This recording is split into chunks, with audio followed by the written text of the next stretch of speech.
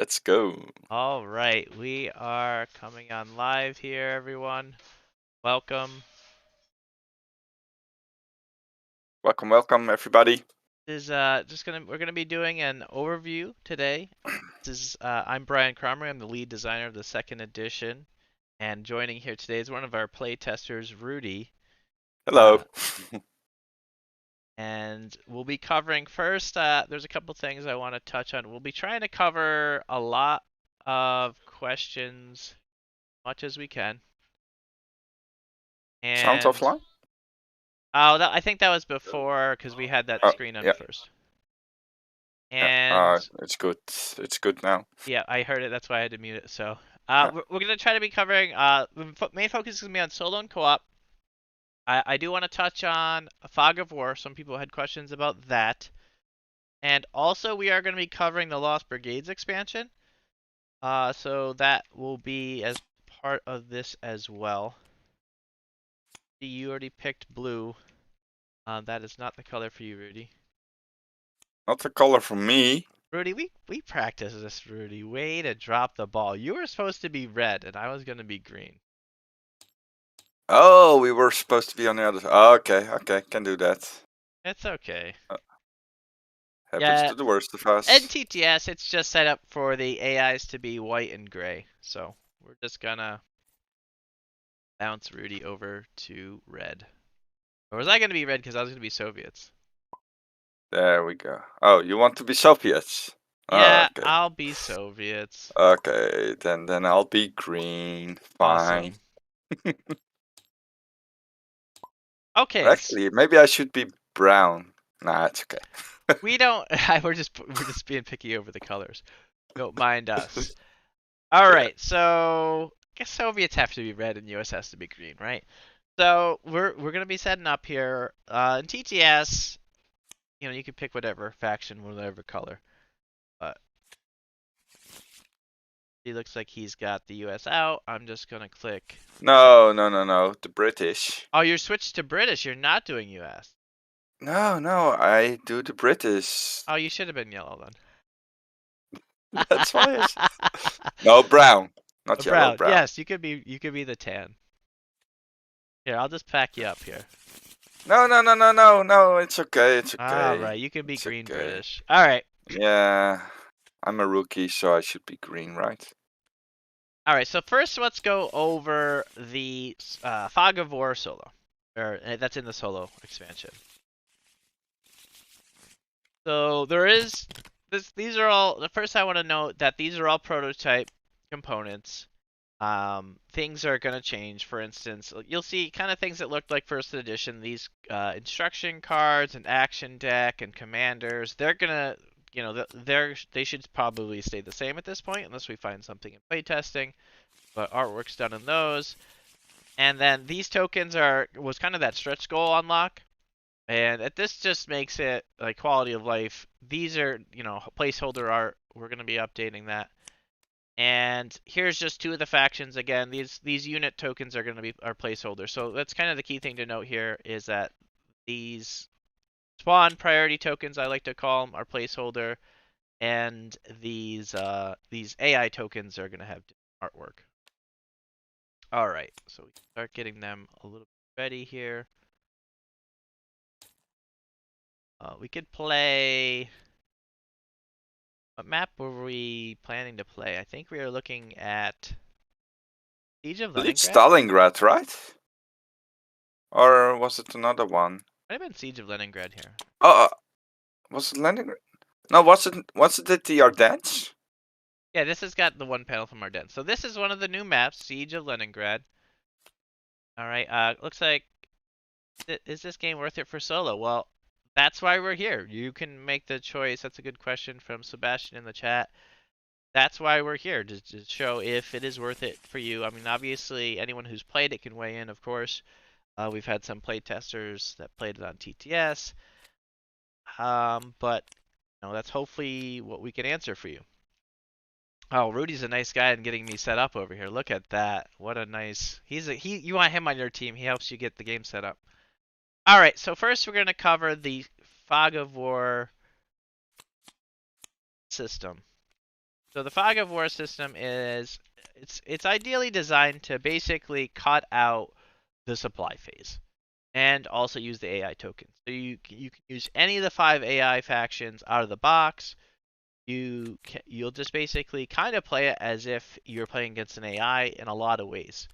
So currently we have tested where you just use these default commanders. However, we're considering adding special commanders just for this mode. So we're going to be playtesting this more. This is not finalized. This is just it. We tested out. It's working and it's fun. So we thought, hey, look, currently no extra components needed. It's a nice, kind of clean, thin, fast fog of war mode that people that are looking for that. So, for instance, and you can technically actually also, as I'm showing here on my screen, kind of scale it. If I'm a really good player, I could be picking a rookie commander, and Rudy's just a beginner, so he can get the supreme. That's probably a little bit. What? That's a little bit pushing it. No, for you to play as. So Oh. this mode, you're picking what commander you're gonna play as. So, for instance, if we're 2 beginning players, we could play as 2 easy as to try to get familiar with the system. And how it works is essentially all of, like if I was playing OKW, these would be my tokens. And then these Wehrmacht tokens would be Rudy. And you would just spawn it as essentially you would the AI, which I'm over here in a second. I think I'm gonna pop Rudy out of there in a second. Right screen up. Second. No. I thought I still had this open. Not gonna take solo 3 panels. All right, so Rudy's gonna disappear for a second. I'm gonna see if I can scale this.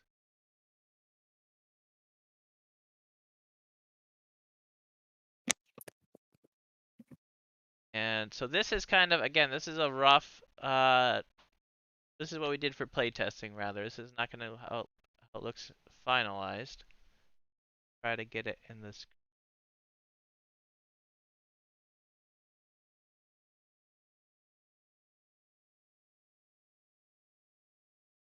almost in the screen. A little bit smaller, I'll just err on the side.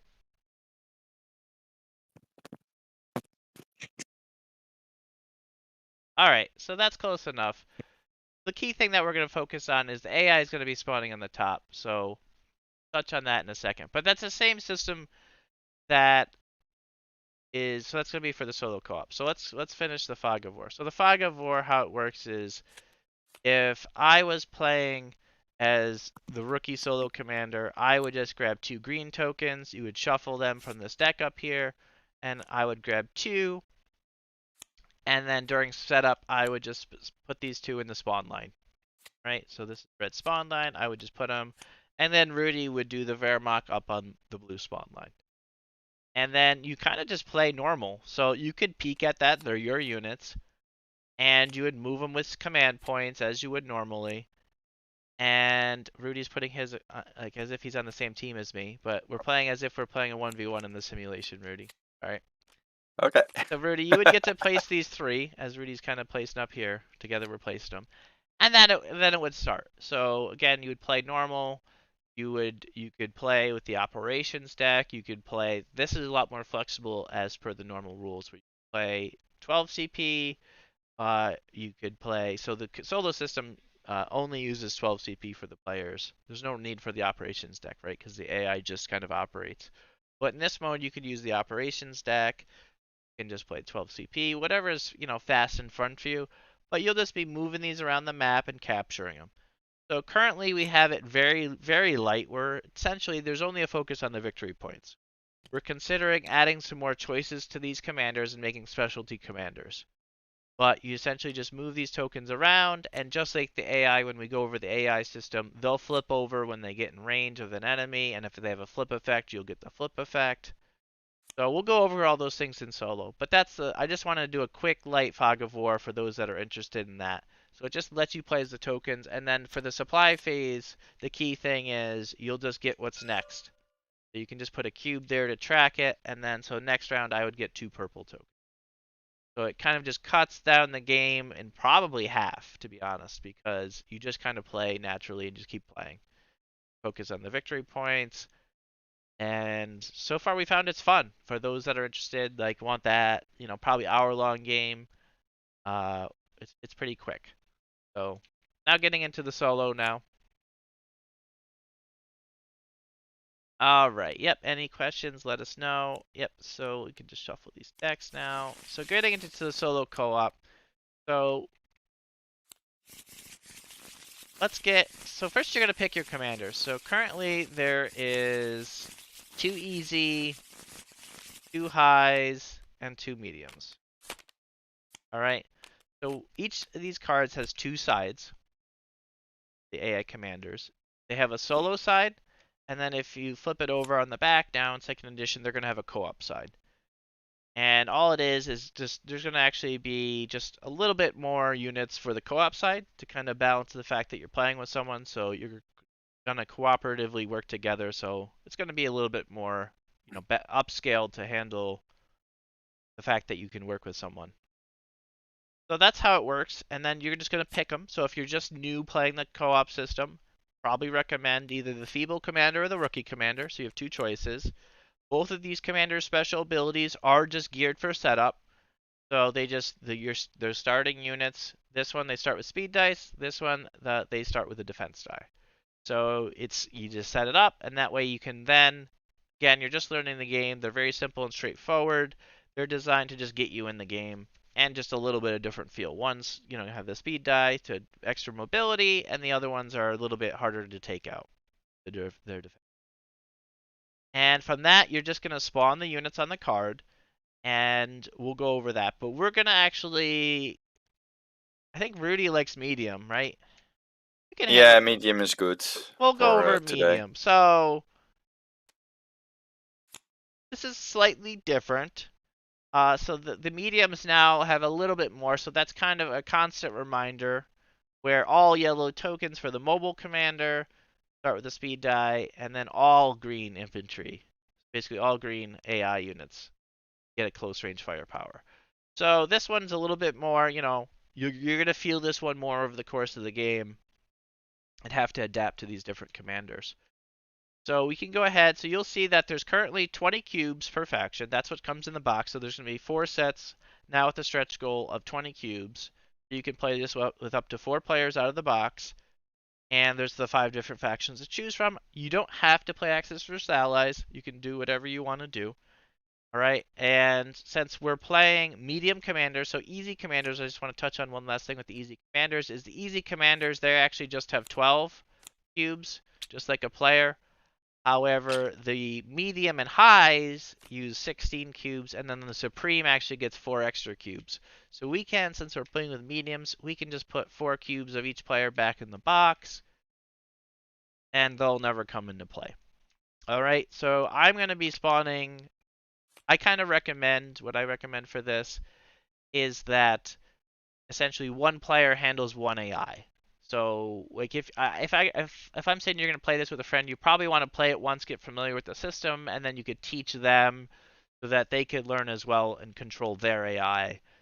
Because it's going to go a lot faster. Like if one person's controlling multiple in a co-op, it's going to really bog it down, right? You're going to be running a lot of units on the board, and like to be honest, I'm just kind of giving you that heads up. So, because there is a lot of tactical decision making that the AI is doing. All right. I believe you said as well that going through the solo is also a good way to learn the game, Yeah, I would learn the say game itself. yes. So I would say because the AI now uses the victory points, that they are going to be going through the exact similar motions that a player would now in second edition. So if you're beating, like, if you're able to work your way up from easy to medium to hard, you're going to become a lot better at the game. You're going to learn when do I, advance, when do I, how do I build up troops. You're going to learn a lot of the core concepts. And especially if as you're playing gets higher and higher difficulty, AIs, you're not going to want to rush in alone. Those units are either going to die or be forced to retreat. So you're going to learn all these core concepts of the game, and the AI system uses the full rules now. They do have some specialty things, but they really use the full rules. They heavily focus on especially that new rule assault. So that's ingrained in their AI system where they're going to assault your units just like a player would. So they're going to fight you over all the contested points on the map. All right, and one last note: there's a cathedral on this map. There's going to be a note in the solo co-op that when you're playing with the cathedral tower is going to be destroyed. It's just that extra sight bonus kind of breaks the Yeah. AI system because the AI system is designed to be the fog of war system. So they're going to start their units are going to start face down and hidden to you, and essentially, how they work is they're going to move across the map, and the AI system is ideally looking to be the one that surprises you, and they get rewarded for that. So, a lot of their units have flip bonus damage effects. In second edition, kind of as a side note, there's no more events. If you played the first edition, they're out. So, every unit on the board is an actual unit. And also, you're rewarded for scouting their units. So they don't get their flip effect if you flip them, and then once flipped in second edition, they don't flip back face down or anything. They stay face up for the rest. For those that have the miniatures for all the factions, for instance, you can at that point swap them out.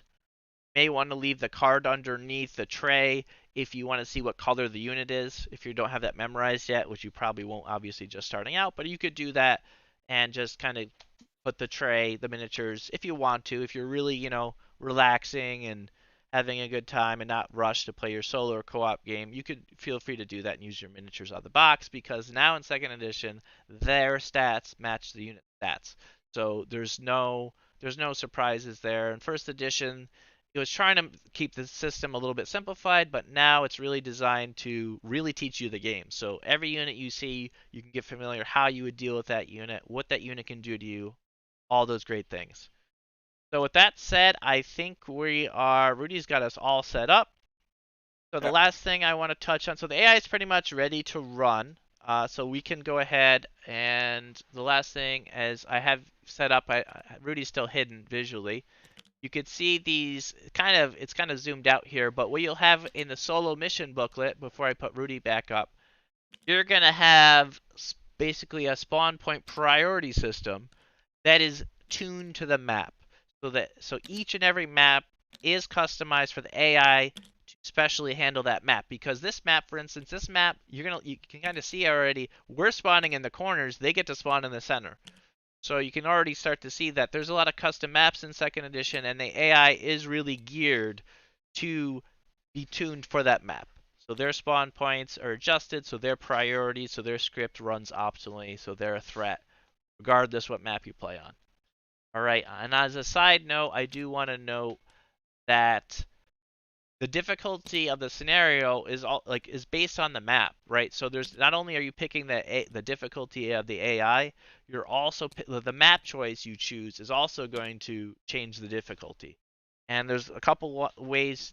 The easiest one that probably stands out the most, other than the map features itself, is that the starting stockpiles are different on each map. So you just actually play with the same starting stockpiles that you would against a player. They're going to be listed in the mission booklet. Probably as well have it in the solo booklet, so you'll be ready to go there. So you're going to have the same stockpile. So if it's a high stockpile map, generally that's going to be easier for the player. So as you kind of learn the system, you'll learn, hey, look, I can beat the AI on this map, but maybe not that map consistent and this difficulty. So you can kind of really see how it works. All right. And wow, Rudy took care of that for me. What a guy. All right, let's get Yep. Rudy back up on the screen. Yay. Instead of my boat, you can kind of see in the background there.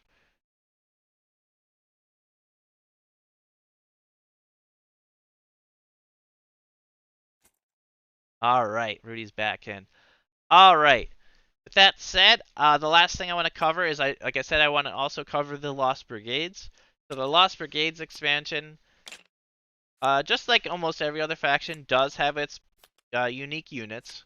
Basically, each faction gets a unique vehicle, and we currently have two, and we're looking to unlock a third commander for each. I think that actually we already hit the stretch goals, Chris said.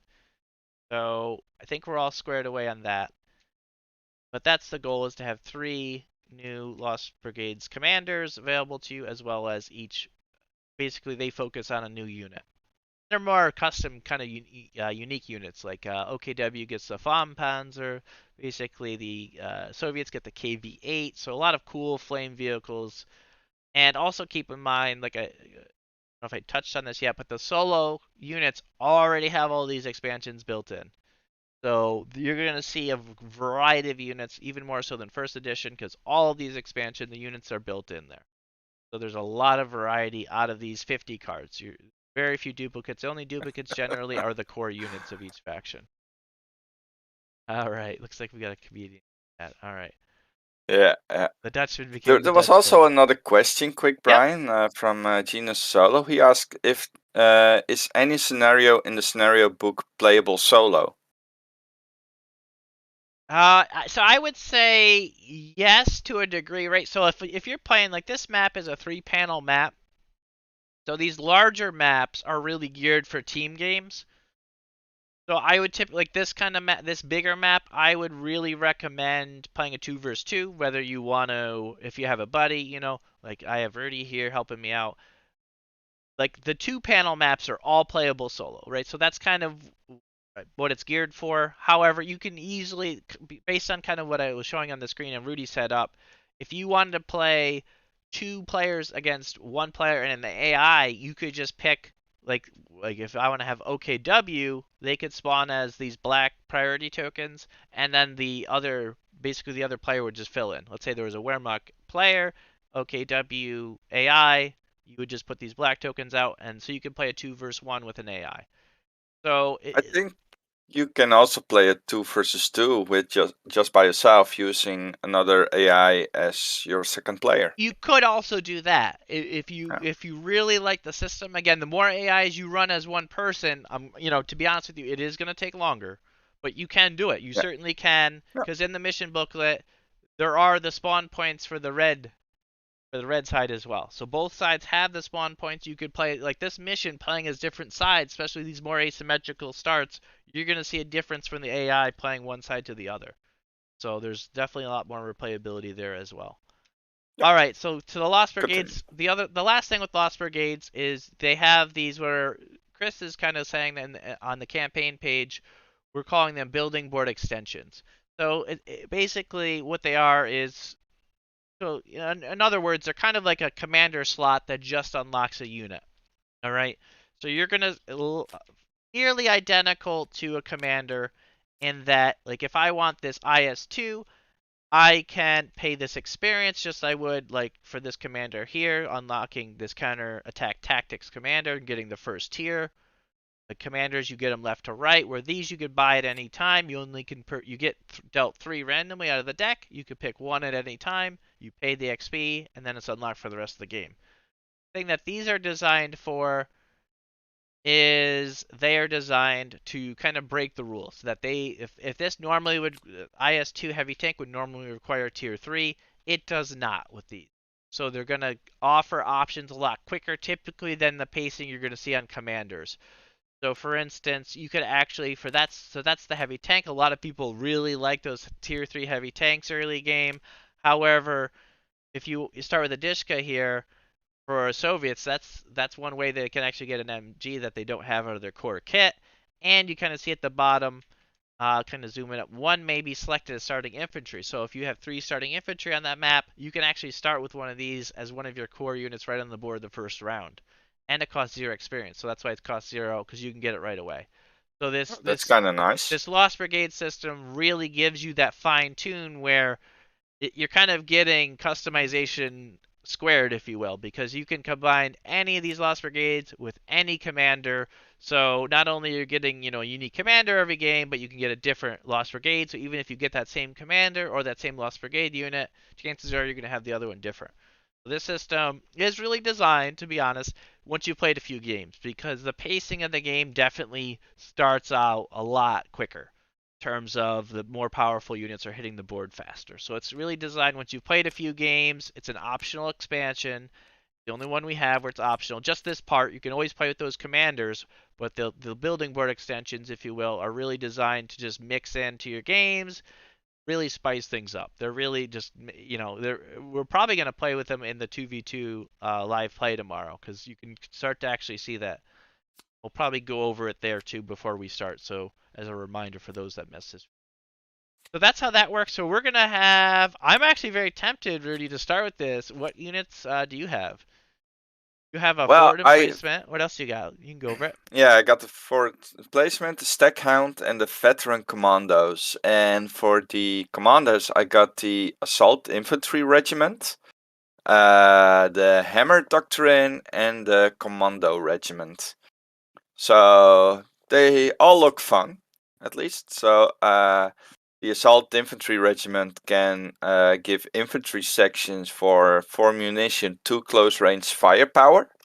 So that can be pretty strong in close combat situations, giving them 3 AI damage total if they are in a hex near an other enemy unit. Plus they get some nice looking tanks like the Valentine, but the big hitter would be the Churchill AVRE, of course, with 3 high explosive splash damage. Hmm? So that's a killing unit if they are like clumped up. Well, Um, I don't want to go. Let's not go too. I'm sure that people want to see solo. We don't want to take up too much time showing all the mhm. commanders. But I Yeah. just wanted to do a quick overview of the Lost Brigades. Okay. And just as a final note, that commander that Rudy went over is it says assault on the back. All of the backs are going to be standardized, either at least by faction, because of the system where you're going to be drawing random 3 now. So we are going to be standardizing that so that you can just shuffle them and draw 3. But he did get one Lost Brigade commander at the top. This is this Hammer Doctrine's an elite commander, so if he goes with that one, you could see that. And then the Commando Regiment is one of the core ones. So that's kind of Rudy's options he's going to have. Just to quickly go over mine, I actually get Frontal Assault, which is one of also the elite commanders. I have the elite artillery tactics, which is one of the core ones. This is kind of an update, really cool update. Really focuses on that T-34 that we were looking for in first edition, but now it's got that wave and shell final tier, just really designed for the T-34. Really excited about that one. I might go for that one. And I got another. This one's actually Eastern Reinforcements pack, another mini pack. This one's got focuses on that ISU 152. So I'm gonna start with the Rifles Guards as well. They're a really cool unit. So their special thing is that they could choose AI or AP damage each and every attack. So you don't choose it when you Oh, purchase it, but each and every time you attack, you can choose which one you want. So they're really that's a good. strong unit Yeah, they don't. early. Yeah, 3 range, but only 2 sights. So they kind of need, if you want to take advantage of that range, you kind of need something up in the front line to spot for you. Yep, like you said, IS-2 at the end of round 2, that is scary. Yeah, that is kind of cool. That is very cool. So this is another way, kind of for you solo gamers, this is another way you could tune the difficulty, right? Because you don't have to play the Lost Brigades, you can throw it in. So you could choose to play against a higher commander, then throw in the Lost Brigades, because the Lost Brigades are generally going to make it easier, right? Because you're getting access to additional stuff. So that's kind of just a lot of fine-tuning of the difficulty, I would say. All right, so we're gonna get started. Does Rudy have us at the starting resources for this map? I actually think this map is a little bit different. It's Uh, 640. Six, We actually start with four, no zero. fuel, but we start with 6 manpower, which is actually really nice. All right, like I said, that again determines the difficulty. Yeah. I see another question from Peter Oakley. He asks, should I get a second terrain pack 1 for larger maps like this one? I think he would be referring to the flags, maybe the Well, buildings as well. I think he's talking to. There's multiple things here. So one note is Terrain Pack 1 has 12 flags. That's kind of just how it was designed in first edition, and we're not going to be changing that box. So currently, yes, you would need 2 terrain pack 1s for the flagpoles, and also the buildings. There is actually looks like 3, 6, 10 terrain pack 1 buildings in this map. You get 9. Are all 10 needed to have? That's up to you, right? Because these ones on the side edge, you know, they're probably not as too impactful if you're looking to, just make it look nice. And yeah, 0 fuel for Leningrad, that's thematic. That's right. That was what we were going for. Fighting over the fuel was kind of the key thing in this map design. And also, you kind of see this bunker. You can in TTS we show it with just this one kind of shrunk down bunker. However, you would put a bunker on each hex real life to Yeah, show that the two hexes. But it is a multi-hex bunker, which is kind of new to second edition. All right, with that, we should be ready to get started. So I'm going to be doing the mobile commander. Keep in mind, we are doing the co-op, so we're going to flip these over. The co-op uh, side. All right, and then my guy spawns, my OKW one spawns with 2 greens. So so it just goes in order. If this, basically, it's very straightforward. If the 1 is vacant, you put the first card on 1.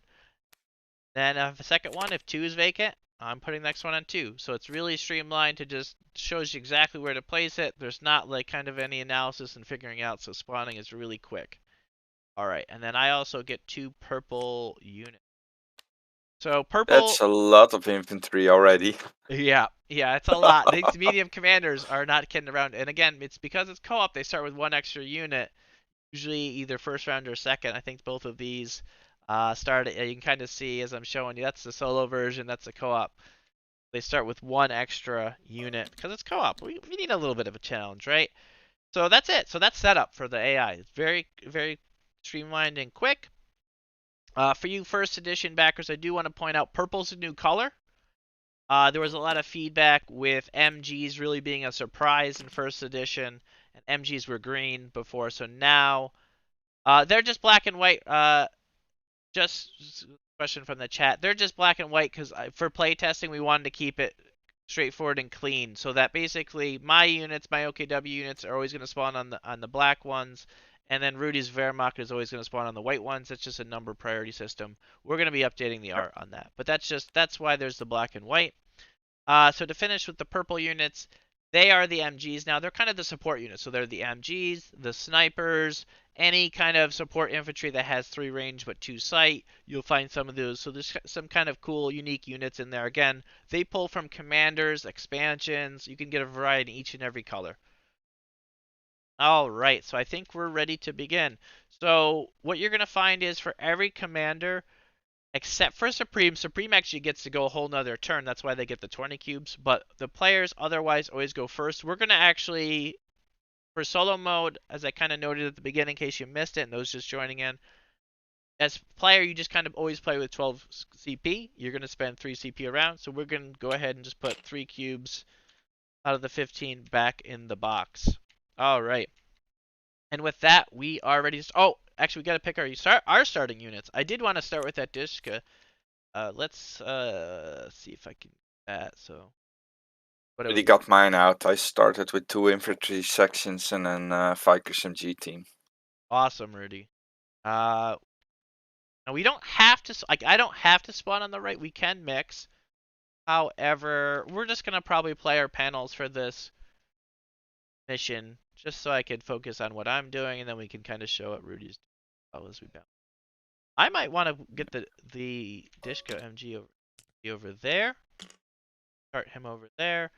And then, do I want a mortar team as well? That's a tough choice. Rudy, so this is kind of where teamwork comes in. Are you going to go for that victory point in manpower? Yeah, yeah, that Little was bit. my idea to go that way. So Awesome. So I'm actually going to put my mortar team there. It should actually have a setup die. Setup die there. Starts packed up. And then a conscript should have a speed die. So we're going to give my conscript a speed die, and we're going to start with the conscript. So one thing, on sub maps, you're going to find that Soviets, we didn't do the Soviet deep dive overview yet, but Soviet conscripts now start with a speed die in second edition. However, they still only have 3 health, and now they cost 4 manpower. Over that more in that deep dive, but this is kind of a cool advantage Soviets can get, so I'm going to try to grab that victory point in round 1. However, pretty far out on the map, and that is very risky, but hopefully round 1 I should be safe. All right, with that said, we should be ready to begin. So we can again we're just going to be spending 3 cubes just like you would normally. You could split them amongst your units just like the normal rules and put them all in one unit, whatever you want to do. So I think I'm just gonna get that out of the way myself, and I'm just gonna speed dice. Speed dice in second edition have to be used first before any command cubes are used on the unit. Then I'll just start spending the command cubes. Go. All right, so that's it. My turn's over. Looks like Rudy is kind of heading towards that building. Rudy's got a more interesting start because he doesn't have any resource points within 3, so he gets a lot more options on this map Yeah. where he wants to go, where I kind of want to capture some of these cool things. I'm kind of missing the fuel. It's probably a mistake. I still can get it with the mortar. Maybe I should Yeah. get it with the mortar. We'll decide. We'll talk about it. So let's go over the AI now. So how the AI Okay. works is just like first edition for those that are familiar with first edition. There is these instruction cards. So what's going to happen is we're going to be drawing first of all, there's 2 phases. Let's start there actually before we get to the instruction cards. There's a phase 1 deck and a phase 2 deck. Okay, and then how it works is you can kind of see these circular outlines around the tokens. All right, so the white ones are phase 1 and the red ones are phase 2. Not every commander is always, like, for instance, this is 4 white rounds of phase 1 and then 5 plus of red. Because once you get past 9, that's what keeps spawning. So if you go 10 rounds, you're just going to spawn, in this case, another red heavy vehicle, basically. Those watching. All right. So that's not that can vary on different commanders. For instance, Maybach's Menace actually gets access in the 3rd round already to a heavy tank. So, for instance, and that's not a big deal because if you're playing co-op, we would at that point. So what that means is when you're drawing for the white ones, the phase 1 cards, you're going to draw one of these cards. Like we're going to start it here. Shuffle them quick. So phase 1, you're just going to draw one of these. But if, let's say, I was playing Maybach Menace and it was round 3, I would grab one of these and I would do this card while Rudy would do this card. So it'd be a little bit more like this, where Rudy's just doing this card. Otherwise, if you're both in the same phase, you're just both going to do the same card. So in this case, I drew Covering Fire. So this is just going to do a priority system. So first, it's going to try to activate any purple units. All right, so I'm just gonna grab the card here so it's up and close so you can kind of see. The wording is a little bit more verbose in second edition. It is a lot more fine-tuned. So it is a little bit more wording. It's gonna take a few rounds to learn. Definitely don't deny that. But once you get it going, you'll see that it speeds up drastically. All right, so the first thing to note is that the wording is a little bit more clear on what unit it selects. At the top, it's going to say skip. So it's going to tell you which ones to flat out skip. So in this case, for this example, you're going to see on these defensive cards, green and purple have them. They're going to want to, first of all the units of the same color have the same top. Okay, so if there's multiple card types, for instance, green has 3 different instruction cards that they could have. They have that same top. So once you get familiar with that top, you're going to have it memorized. You're going to be ready to go, hey, look, this unit does this. Which ones do I skip? You can kind of just go right through that. The next thing is, once it's done skipping, then it's going to have it's called unit selection priorities. So again, I added a couple more words here to help clarify when you're learning the system. It's unit selection priorities. So once you know, hey, look, if there's more than one, for instance, I have 2 purples that aren't happy. What I call happy is one of 2 things. If you hear me say the word happy during this, happy means either they're getting skipped because they fall under that skip trigger. So like if one of your units is on a capture point, it's going to be happy typically. They're not going to want to leave it. The AI knows better. It knows to stay on that capture point to capture it at the end of the round. Or if it's basically it can't go anywhere else with its command points that it has left. So sometimes there's a few situations, or it is just happy with where it's at. It knows it's got its target, So there's a couple of things. Hear me say that word. But the key thing to note, if you have multiple purple units in this case, it's going to prioritize unrevealed. That's step A. If you have multiple unrevealed, so let's say one of these purples was face up, that's revealed. So we're going to skip that one, right? We're going to prioritize the one that's still face down. That's unrevealed. The next step is closest to victory point without an ally on it. So in this case, both of ours are unrevealed. So both of them are still in contention. So we're going to go to closest to victory point without an ally on it. All right, so this is actually a perfect example for me because this one's 1, 2, 3, 4. That's 4 hexes away. This one's going to go one, it can get there in 3.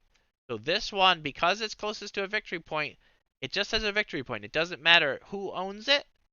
So if the AI owns it, we own it, it's going to focus on the victory points. The AI wants to win the game as a player would.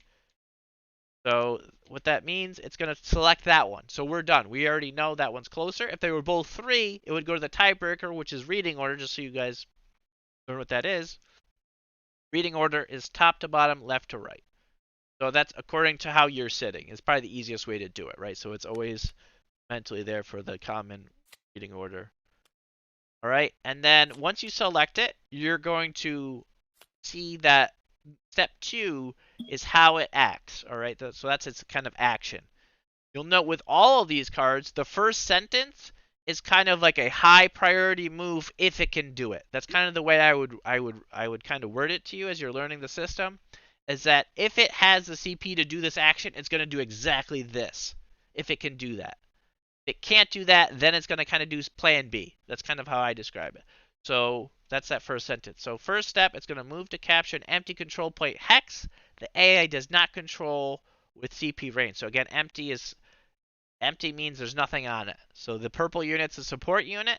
So as you're learning the unit roles, you'd understand a lot of this is going to come, and you're going to understand it more and more why an empty one. So purple defensive, it's a defensive unit taking a defensive position. It doesn't want to actively engage. It kind of wants to be a support unit. So this actually triggers right away. So it's going to move within CP range. It can move 3. So I'm just going to grab 1, 2, 3, and it can get there. All right.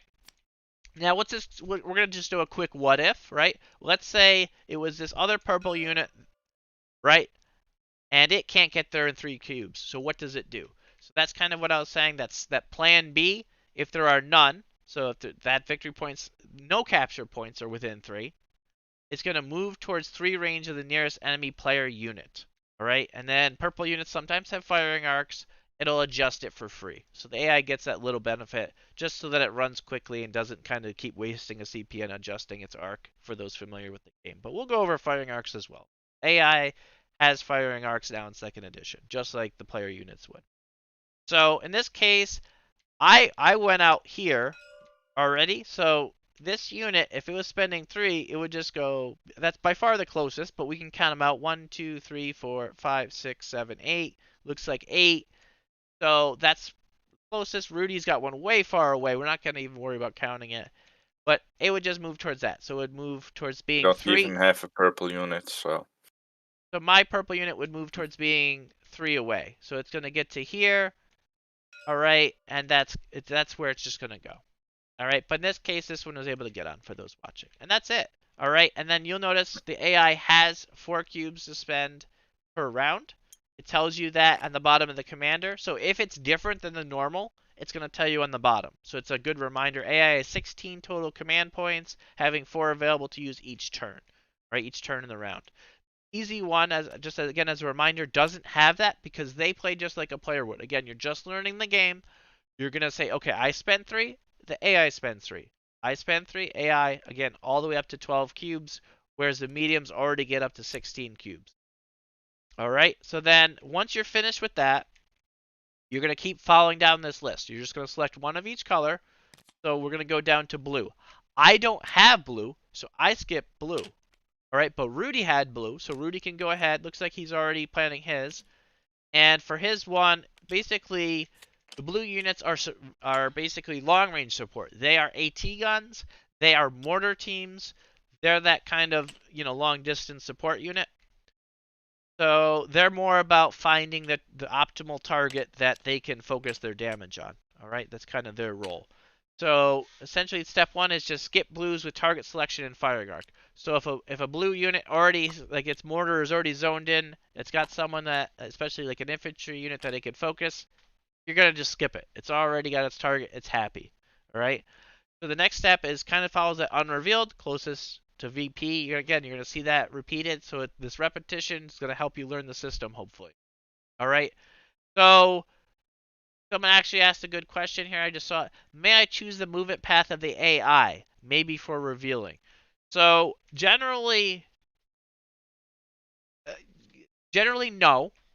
So it's going to follow reading order generally. So again, if it's got two choices, it's going to follow reading order. However, there is a note in the rule book.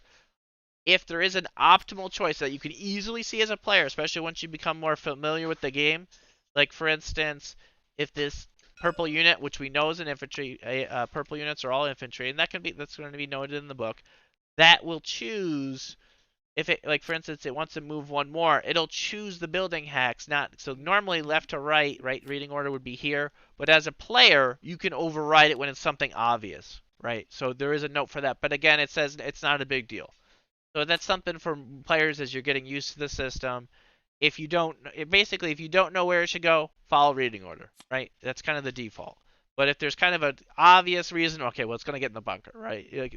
So as you get more familiar with the system, that's up to the player. That's left to the player if there's something obvious. On these ice maps, you're gonna, if they can avoid the ice or go on the ice, obviously they're gonna avoid the ice, right? That's kind of an obvious one. As soon as you move to a unit, you go to the next color, even if you can move another one of the same color. Yes. So you just move that one, and then you go to the next one. Good question. All right, so that's it. So then Rudy's moved on already. Rudy's not waiting for me. He is ready to go. So he went in, and so he moved his purple unit. A key thing to note now is that on each of these units, again, the artwork, as a reminder, who's just joining us, the artwork's going to be updated. This was just placeholder art for playtesting. You're going to see this kind of arrow effect, which means the flip over. When it's going to flip over, the purple unit's going to flip over at 3 range. Key thing to note here also is that buildings do block line of sight, and they will follow line of sight. Even if at their end result, like if they're a mortar team that could fire over a building, they're gonna still kind of, you're not gonna see them basically. They won't see you until they actually kind of have like that kind of, you know what I'm saying, that visual line of sight that you would actually see someone you can't see through a building, right? So anything where line of sight would be blocked, the AI is not gonna flip yet. So for instance, if this purple token was here, even though it's 3 away, it's gonna wait until it turns the corner of the building, right? Again, if you make a mistake, you're learning, right? The whole system is designed to have fun, but this game is very highly tactical. So if you ever make a mistake and realize it, just play on. That's kind of that ever happens. Not a big deal. All right. So I have 1 cube left. I don't have a blue unit, so I'm going to ignore it. I don't have any yellow units yet. But I do have a green. So green, the priority is green control point. So the green one, again, you're going to learn the different colors are a little bit different here in terms of the skip, but you're going to learn that all the greens are to basically have that same top line here of who to skip. Skip greens that are on any building victory point or any neutral or enemy controlled victory point. Basically control point, sorry, not victory. So usually in second edition, it's pretty rare to have basically victory points that are in buildings. This map does actually have them. So basically, if a green unit was here, that unit would never activate again. It knows that's a high priority for an infantry to hold. It's going to stay there, right? So that's the same thing where purple won't leave any victory point. Kind of a note that's a little bit different. You kind of learn all the little nuances and differences as you're learning the system. Do you have a question, Rudy, or No, no, no. comment? You Sorry. can. Fine. All right. So this one, you're going to see this one's a little bit different. So those watching, again, the A's and B's sometimes can be a little bit different. So as we compare them, I just want to kind of go over this now so we can just kind of play as we go along faster. But the A's and B's are a little bit different.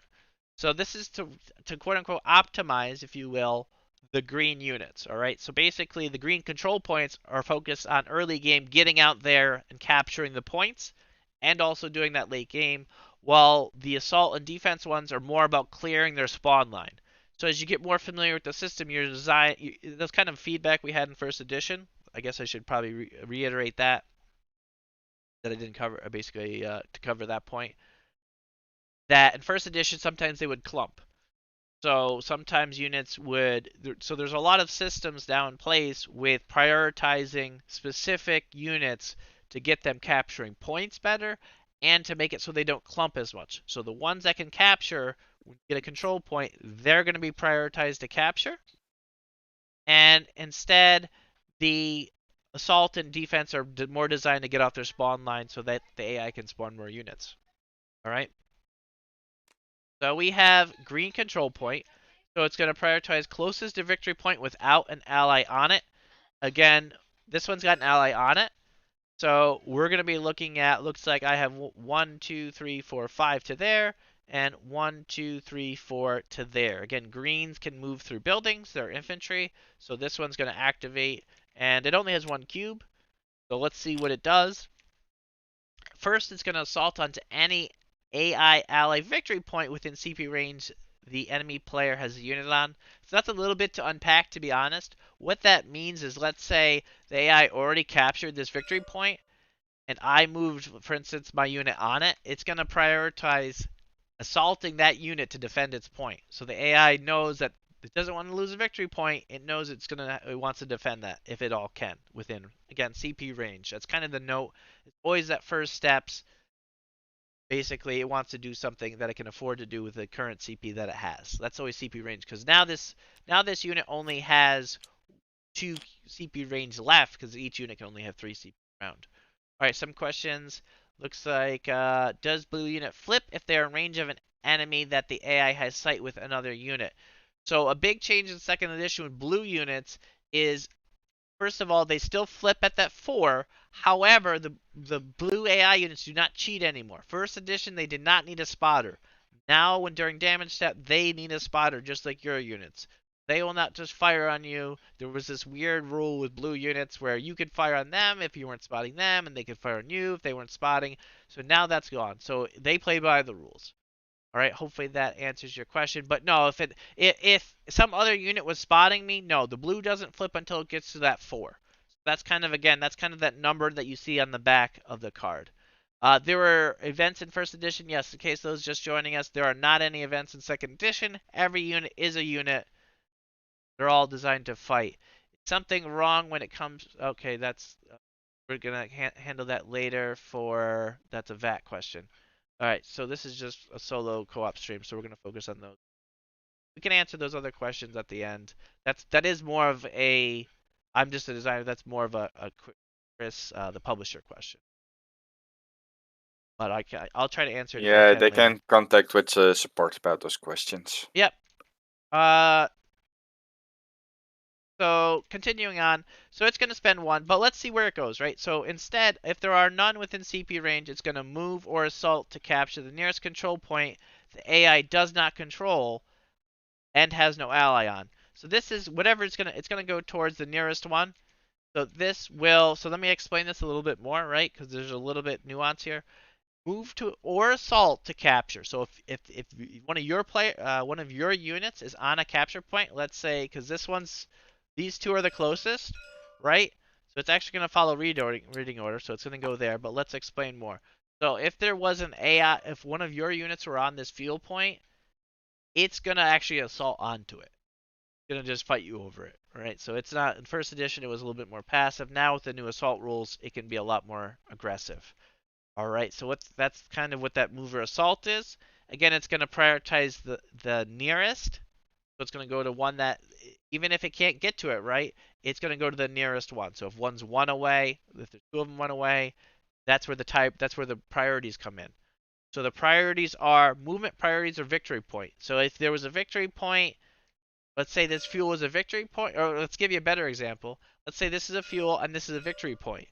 Normally, going to follow reading order, right? It actually says that as B, but because we're pretending this manpower is a victory point, it's going to instead move to try to capture that one, right? Hopefully that makes sense and explains that. All right, so that's it. So that's that 4, so it's back to us. Again, these early rounds I'm doing a lot of explaining, so this isn't good. If you're worried about how long it takes and stuff, I'm explaining things and I'm trying to give you all the details and explain any questions from the chat. Uh, So moving on now, it's back to us. Which would do I want to move my HMG? Probably. I probably just want to go 1, 2, 3. Again, first round, you're going to see that's a little bit easier getting into because normally there's not any combat at the end of first round after you're done moving. So that looks like a good one. What's Rudy doing? Rudy's heading into a building. That's a great spot with Rudy's Vickers HMG. All It right. can overwatch the victory point there. Yeah, that's good for us because we want to obviously keep the AI off of victory points because they're playing for victory points the same as we are. All right. Correct. And then you could, again, now this system is fully customizable. We're just going to play for a set amount of time. If we don't finish, we're going to aim for another about a little bit over an hour and a half. If we don't finish, then we're going to call the stream. Hmm. However, you could play to whatever victory points now. And you play as long as you want. So you want to play a short, like just like the normal rule book, you can play a short, medium, long game. You could choose the victory point really. Those are just guidelines. This system is really designed. The game in general is really designed to play however you want really. Full victory points. That's just kind of recommendations for a short, medium, and long game. So as such, again, if this gets past the ninth round, 10th round, if you're playing a long game and it goes past 9, it's gonna just keep spawning a red token. All right, moving along. The AI, the next one's flipped, so we're done with this card. This is kind of the discard, if you will, so I'll just put it up there. All right, and then the draw deck, we're going to draw the next one. So first, green defensive. So I'm going to be looking, I know I have green units, so I'm going to be looking at this green defensive, Rudy as well. Green units are the most common. They're the core infantry you're going to find. So there are some kind of niche units in there, again, from commanders and stuff, but they're the green are the core infantry as you kind of learn the system. All right, so skip greens that are on any building victory point. Again, I went over that one, or neutral, or enemy controlled point. So I don't have any greens of mine that are on a capture point. So next we're going to select by unrevealed. Both of these are unrevealed. Okay. Then we're going to closest to victory point without an ally on it, which again, this one is now 1, 2, 3, 4. This one is 1, 2, 3, 4, 5. This one's still closer. So this one's going to break the reading order priority because it wants to try to prioritize those units that are near victory points because they're a high priority unit, right? They want to kind of get those victory points. And this one's going to move to capture an empty control point hex that the AI does not control within CP range. So that is just going to, again, it's going to choose, both of these are within range because it can spend up to 2 cubes. It already spent 1, and that limits 3. And if there are none, move towards being at a unit's maximum range of the nearest enemy player unit. So again, these defensive ones are a little bit more support role. So there's a good variety of what the AI is going to do. Sometimes it's going to prioritize capturing at all point with these control points. These assaults, you're going to find that it's going to assault your units. It's just going to charge at you. All right, it's going to try to take your units off the board. Defensive is more supporting their other units on the board, more of a little bit more defensive kind of positioning kind of style. So we're going to just go ahead and capture, it's going to capture this at the beginning of supply phase because we're not going to be able to take that out yet. So key thing to note, I'll kind of go over it now because we're almost there in that range. If this green token were to go to here, it would flip. So how flipping works in second edition is that if we spot the unit first, before it gets to this number, then it doesn't get its flip effect. So if I had, basically, if I had a sight die on this conscript, which they can't get, right? But for example, if it was this HMG here, all right, that has 3 sight, that unit would get flipped here, and it would not get its flip effect. But if its sight, basically, if its flip number is the same as your sight, or if your sight's less, right, it'll get its flip effect if it has one. So we'll see that as it comes into play. Probably likely next Quick round. question Yep, then go ahead. already. Should the mortar team or anti-tank team, it has a range of 4. I put my MG team in my movement phase in the building, so Yep. it's within 4 hexes. Would it That already flip that? no, that's a great question, Rudy. So essentially when the units flip is during that specific unit's activation. As a backup Okay, at the start of damage phase, if you say, "Hey, look, that's at 4," it'll flip then. Right? So okay. as you're looking through their units and say, "Is there anyone that can target?" it'll flip then. So if it basically they're not going to flip mid during the maneuver phase to keep it easy. They're gonna, like, you don't have to scan all the units constantly as you're playing. They only flip unless you spot them or during that specific one's activation. But that's a great question. All right, continuing on. So that is the 2 for that unit. So that one spent 3. I have 2 left. Rudy looks like he has 2 left as well. So we're going to go on to blue. I don't have blue. My And blue spent all its CP Rudy's already. spent his, so I'm going to call his what I say happy. All right. Now again, he's because it's skipped, it's not going to flip now. It was not selected to activate. So his does not flip. Okay?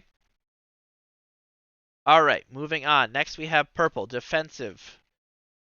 That's what purple do. They're good support units. All right, so this one is kind of again as a quick reminder, it's going to get skipped because it's on a victory point or any neutral or enemy controlled point. So essentially, if it's looking again, any unit pretty much is going to be skipped if it's already set to capture during the capture step. So again, even if this unit didn't have 3 CP already spent on it, it's going to be looking to stay on that to ensure it captures. All right, so this one's going to activate up there. It's the only other purple one. So again, you can kind of, as you learn and understand the system, if I only have one of a type, that's the one that's going to activate if it's not already happy, right? So we're going to move to capture an empty control point. It does not control within range. It's just going to move down here. Look at that. It Except goes to it's the not munition within point, I guess. it's not within CP range. So it wants to capture that, Oh, right? But I only have 2 cubes left. So let's read step 2. Step 2 is if there are none, move towards 3 range of the nearest enemy player unit. So it is just going to move towards. It is going to just move. Looks like towards Rudy's HMG. So it is going to move 2 in that direction, and that's it. There you go. All right. Rudy, did you? Looks like you still have your 2. Uh, yeah, but I don't have any other units I can activate because my blue one is already used. I don't Yep. have a purple or yellow unit, so yeah, this AI forfeits his 2 CP Yep. in this So round. so and TT. I mean, so you can just set those aside. Basically, they will not be used this round. So we kind of just put them back in this little mini bag, just so we don't lose basically track of them. They'll pop back out, but they're set aside. All right. Corentin has another question. If you are the one moving and both units have sight, does the activation bonus still trigger? So if it's a tie, yes, it's gonna get its basically if their unit flips at 3 and you spot them at 3 and they flip and they have a flip effect and they have vision of you and that unit's range, they will get their flip effect. Okay, so if it's a tie, that again it has to be during the AI activation. They can also get their flip effect during the damage phase. So blue units don't have flip effects, just kind of as a spoiler, right? But they will flip during the damage phase, and if they were to have a flip effect, it would trigger then. That was during that unit's kind of basically becoming revealed, and it wasn't us spotting them. So it kind of really encourages you as a player. You really want to like Rudy's got a great HMG spot there with his machine gun, so that he can spot units coming basically near the frozen river in this bridge. So it's a really great spot Yeah. for Rudy to basically put a good defensive unit. All right, so they're spent. So back to us. We only have 1 unit left. So we could technically play it safe right now. We know we're going to have 3 more cubes. So I'm just going to pass. Rudy can spend, but because we only have 3 units, I'm going to wait to react. So I'm just going to forfeit those 3. Again, I'll just put them on, I'll set them aside. They will not be used this round. Just as kind of a, as you get more familiar with the game, especially versus playing versus the AI, you're gonna want to take as many advantages as you can, and saving those cubes, especially on critical units for later in the round, is gonna be very important. All right, Yeah. so Rudy's gonna help out and get that. Looks like he's going towards that center manpower and victory point, which is awesome. All Mm-hmm. right, and then now we're gonna run the AI again, right? So they still have 8 more cubes. Up. Discard, so they have covering fire.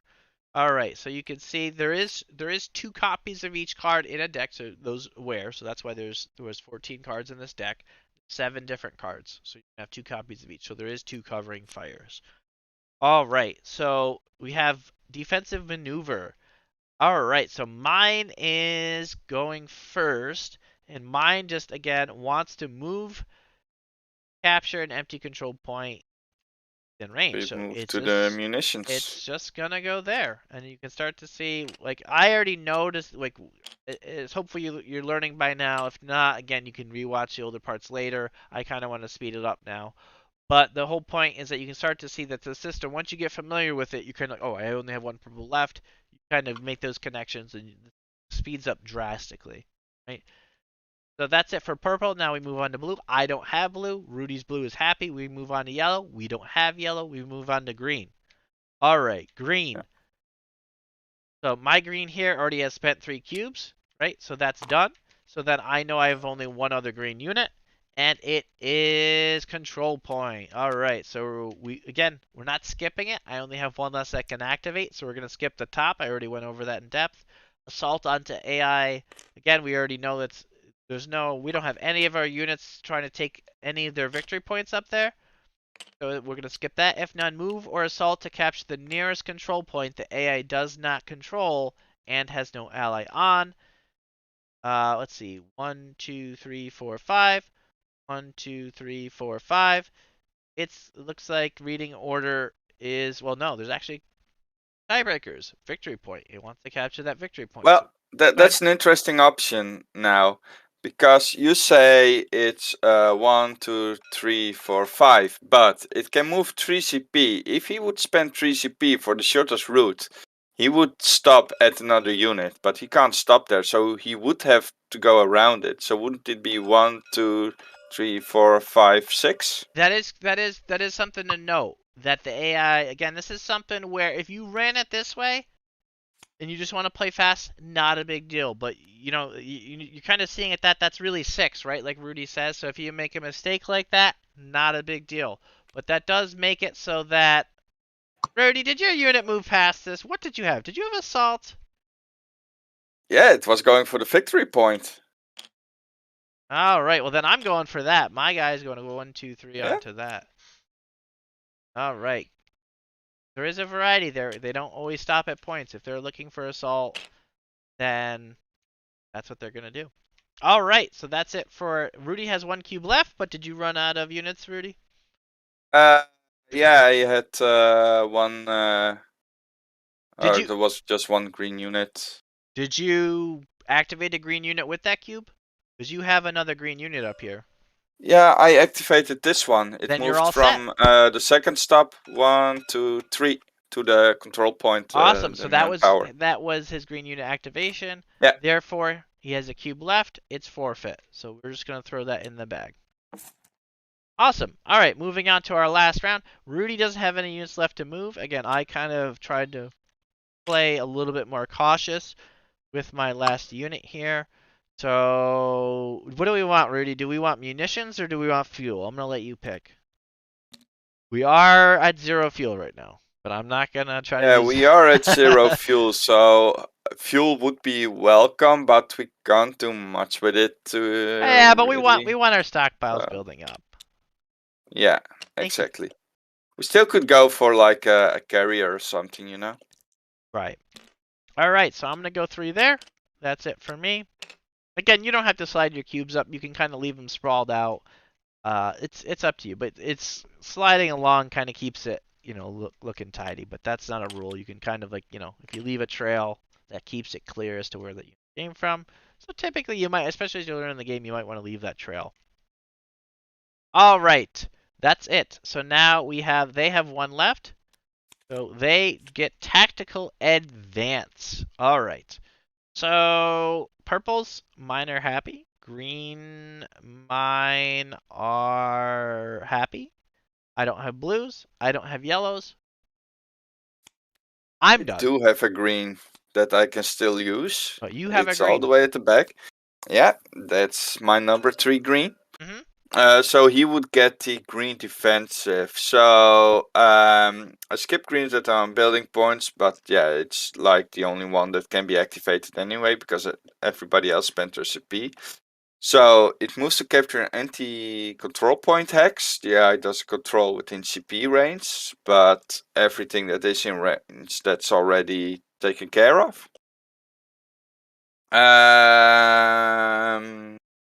If there are none, move towards being at the unit's max range. Max range of the nearest enemy player unit. Movement priorities. Victory point adjacent to an AI allied unit and reading order. So I would say he would move 1, 2, 3 towards the bunker. That's perfectly. Yep, that's good. Again, now if someone again wanted to argue tactical override, right, and say it went there, right? If they wanted to move it along that path and stop there, again, Yeah. it, My AI, but that's right. You yeah. typically follow the reading order, and it would go there. But if you wanted to try to say, oh, well, would it block itself behind a bunker? Again, don't worry about it. Just play it. Just play it. Yeah, Keep the game I moving. would argue about it that as a player you have to maybe pick like the best choice for the AI. Right. So going towards the bunker, maybe to get into the bunker would be the safe option for the AI as well. Yeah. So I So mean, there's that as well. again, you feel free if there's like an obvious choice. This one's not necessarily obvious. Follow reading order, and that's what kind of what. All right. So that's it. He has one left. He finished his because his blue and yellow are. He doesn't have any yellow, and his blue's done. I don't Yeah. even have a green that's left to move, so that's it. So we can go ahead and pull the cubes back. You can just go ahead and take the command points off the board. Take Yeah. ours off as well. And now we'll check for combat. There's no one that I see that we have sight of, or none of them triggered to see us yet either. Oh, the So only one that triggers is this one. So that one would flip. You're right, Yeah. because it has 4. It would flip, and it is a pack 43 emplacement. Now, one thing to note is if there were multiple targets within range, it would, because it's got a firing arc, which is currently noted by this black arrow. We're gonna have, again, a lot of these stuff is gonna be updated. It's not finalized, but this arrow tells tells you as a player what its firing arc is. So in this case, it's going to face towards whatever unit it can. However, keep in mind in second edition this was even more emphasized, this target selection. It's going to use target selection priority. So in second edition, this was kind of updated a little bit for those who played first. It's going to go down this based on what damage types it has. If it had a mixed damage type, let's say it did 1 AI and 1 AP, it's going to focus using its AP damage. So that's new in second edition. That's why in first edition there was a lot of units that were kind of tweaked the AI to kind of keep this one step simplified. But now again we're matching the exact unit stats. So now if there's a mixed damage type, this is why this updates here. So it's going to use this as its primary target selection, and then if there's a tie, right, then it's going to go on to the secondary. And we'll probably run into secondaries next round. But the key thing to note is it has AP damage, so it's going to try to fire on red health, which is heavy vehicles, then light vehicles, then emplacements, then green infantry. So there's none of the first 3 within range, so it's going to focus. It's as if it could fire, so that's how the AI acts. Like it doesn't have a spotter, right? It doesn't rely on it. So question, someone here, is solo co-op balanced for all map sizes? So I have basically created these spawn tokens, basically the spawn system designed for each particular map. Okay, and it is designed to handle ideally that size player count. That was a question we had earlier, but if you're just joining in, so this is a 2v2 3-panel map. So this isn't. So this is not designed to handle 1v1s, for instance. All right. So hopefully that answers your question. If it didn't, you can go ahead and ask it later there. All right. Moving on. So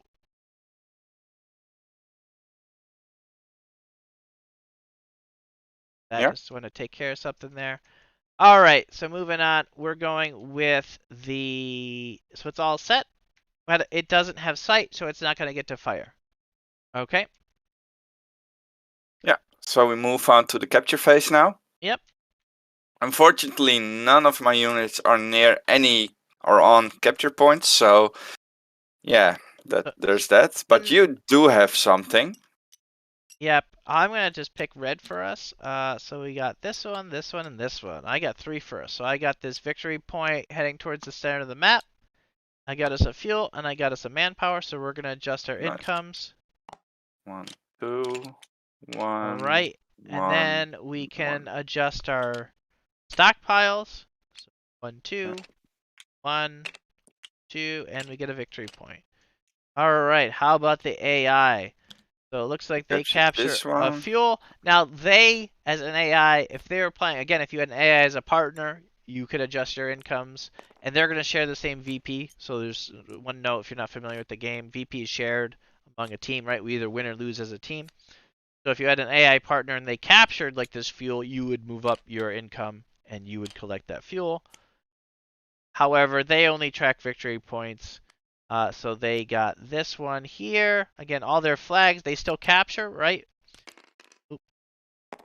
But they only really care, in terms of winning the game, about their victory points. So it looks like did they only get 1, Rudy? Yes, correct. That was what I found as well. So therefore, they have an income of 1 victory point, and they moved up the victory point. They also collect victory points just as a player would. However, one thing to note, when you're basically, if you kill any of the AI's units, once you move up in difficulty, there's kind of a note, you won't get victory points for taking out certain types of units. So there's kind of that other scaling, as you kind of see AI easy difficulty, all AI token colors award victory points, but you're not rewarded for killing their green units even at the medium commander level. So only their other color tokens. But the AI will get victory points for any of your units that they kill. All right. So that is it. So then we finish supply phase, or we finish capture. Now we're in the Yeah. next step of supply phase. So now we can spend. Again, we're just going to do this simultaneously. We can kind of decide what we want. Anything you're looking to do, Rudy? Yeah, I'm going to build a forward emplacement actually. With Awesome. my infantry section that's here on Mm-hmm. this building. So it cost me 2 manpower. Well, forward emplacements and emplacement can't be built on a building hex. Oh, sorry. Then I put it different. I thought it was But the you could building, put it but here. it's okay. Yeah, I put it over there. So, curious question again. This forward emplacement has 2 extra sides, so 4 total. It does spot this unit here right now, Yep. and this one as well. Yep. So, do we immediately flip them Yep. over? So we can immediately go Okay. ahead and flip them. Yep. So those are spotted. And again, because we flipped them, we spotted them, they wouldn't get any flip effect. Okay. Oh wow, Rudy, what a teammate to have. You want Rudy on your team, guys. He has, and also the other cool thing about forward emplacement is they spot camouflage.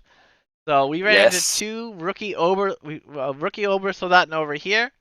All right, that has camo, and we ran into a veteran Obersoldaten, which is even more nasty, which also has camo. All right, because Obersoldatens Yeah, have camo those now. 2 flame is. Oof. Yep. So this we're not sure if we're gonna keep it yet. But currently you kind of see these 2 different these formats for their damage. This kind of matches what the unit is on the board, basically on the building board. So the Yeah. ones without that die symbol are their base damage, and then obviously a speed die is different because it's a speed die. But this flame damage is its upgrade. So that's kind of, as you kind of see from the rookie, right, to the veteran, you kind of can figure out, oh, that's a veteran upgrade. All right, so Yeah. obviously, but we're not sure if we're going to go that way or not yet, but that was something that I was kind of experimenting with for those that are watching. So that's really scary, Rudy, but thanks for helping us out there with the forward emplacement. One thing to note is we actually Rudy already collected his experience, but second edition rules and XP, 1 experience for free, plus 1 for each and every target that you basically target for damage. So I have 1 experience. Any other choices you're looking for, Rudy? Any other ideas you have? I'm kind of tempted to make a second one on the left side. So but I'm not sure if it would be the best place just behind the building over here. But then again, it can spot everything that's here as well, I believe. Yeah, So yeah. If it's here, the building's gonna block the line of sight, so it yeah, can't see this hex exactly. no. But Can it it's see this one? one, two, Because three, it's four, five. That is 5 away. You go center hex it's to five. sounding hex, so it could see Yeah, anything along this line. So it can't see this one to the left a little bit. But I mean, that's not a bad spot for it. But I mean, the other yeah, question is, we want that or do we want another unit? That's up to you. I mean, we have a yeah. lot I of think. manpower in this map, and we're gonna be low on Yeah. fuel, so we hmm may want to lean into that. Yeah, I think I will buy myself universal carrier. So 1 and 2. You should have had 2 fuel. I don't know. Oh, sorry.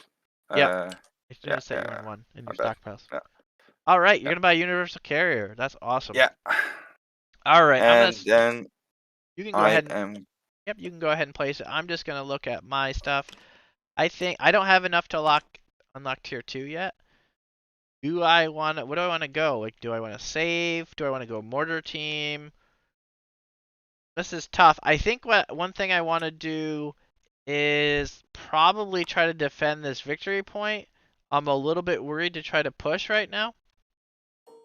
That's kind of another option that I could potentially do. But I think I'm going to try to defend this area. So I think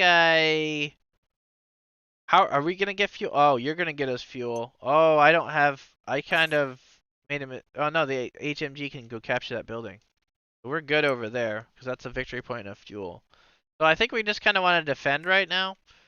On my side, I got a lot of guys building up. There's 4 guys over here, so I think I'm just gonna go with a mortar team for 4. 1, 4. Right. I will put that here. Okay. Okay. So I made an infantry section, and I just upgraded this infantry section over here with an extra health Awesome. by using my experience. Cool. Sounds like a Um, good plan. And yeah, I just kind of want to make upgrades quick because I think the people here really want to see solo more. I do want to get some health on that conscript that's out in front.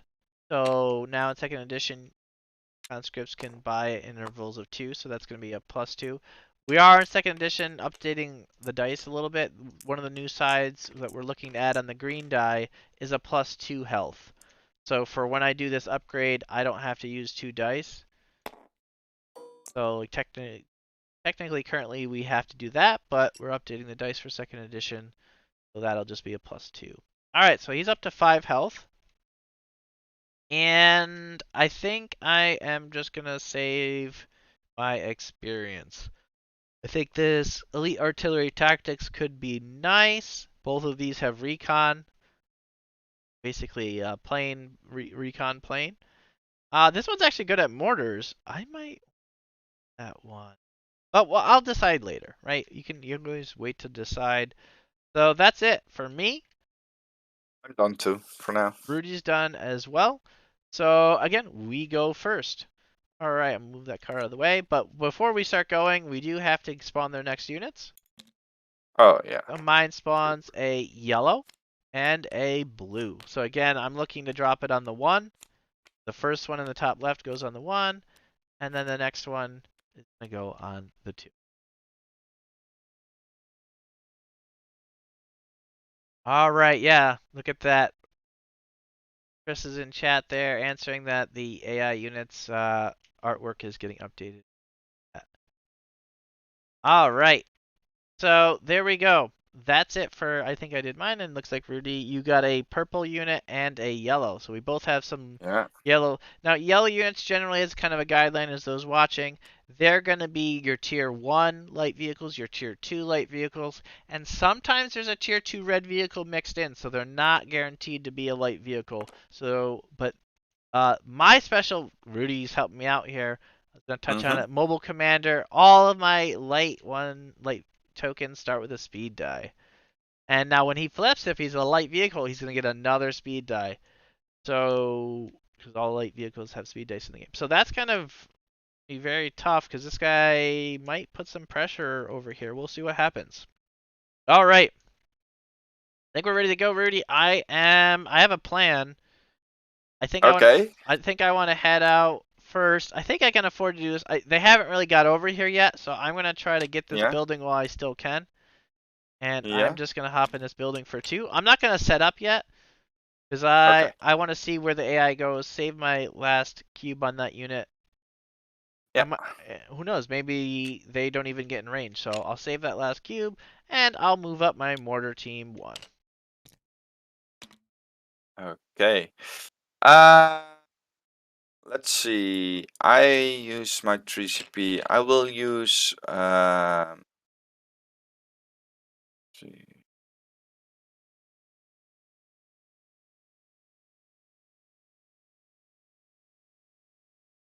Okay.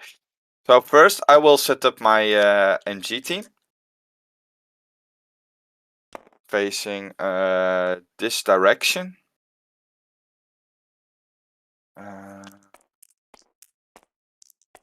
Because I have a feeling they really want that victory point on the bridge, so better be prepared for that. And this covers like this whole area basically. Oh, I Or missed it that you gave that guy an extra health upgrade. That's a really good idea. yeah, that seems like a smart thing to do. Next thing, I will move this unit in this building for 2CP. Awesome. All right. So now Then we're it's the AI's turn. Yep, AI. What do we got for them? I'm a little bit worried. What are they gonna do? Look at that. Ooh, Right, yellow. they start right with the yellow unit. It's almost like I stacked this deck, but I actually didn't. So skip yellows that are on an enemy player again. So they won't leave one of our points or a neutral point. Oh, as a side note, for those watching, all AI units can capture. So we're possibly looking to have a capture. We currently, you're going to see it on these tokens. All units that normally can't capture are so any non-infantry, basically all vehicles are going to have a capture icon. That just makes it so the AI can just run smoothly. Otherwise, AI would bumbling over which unit can capture and which unit can't capture. So we just kind of gave them that little cheat, if you will, just so that they can just run smoothly and they don't get in That each other's way. cheating AI. Yeah, Rudy likes to pick on them for that one, but they run so Well, crisp. hey, it represents the game as well, right? Because the if you play on harder difficulties, the AI in the Company of Heroes 2 PC game is cheating as well. So Yeah, fair enough, fair enough. yeah, All right, so they're gonna select. We only have one yellow, so again, yeah, we don't even have to look at the top, but it's gonna be you're gonna see that it's very similar to the other colors that we already went over. And then it's gonna assault onto an enemy within CP range.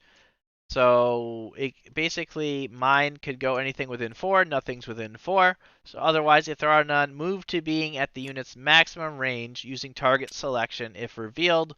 Otherwise, the nearest enemy player unit. So it's just gonna come. It's gonna come at me, and that's 4. Wow. So it's gonna use 3. All right. It's gonna first use its speed die. Then it's gonna go 1, 2, 3. So 1, 2, 3, and it's gonna flip. I hope it doesn't have a flip effect, but if it does, we're gonna see it. Does it have one? It does. But some ways I lucked out here, but some ways I didn't, because this Stug has AP damage. So that I lucked out, but man, a Stug this early is gonna be very hard to deal with. So it has a firing arc noted by that that arrow there. All right, and it's gonna flip, and it's got 2 AP dice. So when it has a flip effect, it's gonna trigger. Oh, I'm stuck on that tool. Sorry. It's gonna trigger immediately because it earned its flip effect. So we're gonna go ahead and because AP damage, again, kind of be assault referencing this damage matrix. So AP damage, those new against infantry, which that's my green heart infantry there, they get a defense die. So that all happens immediately. We're not even at the damage step yet. So there's 2 AP. I get a defense die for each one of those, according to the defense matrix.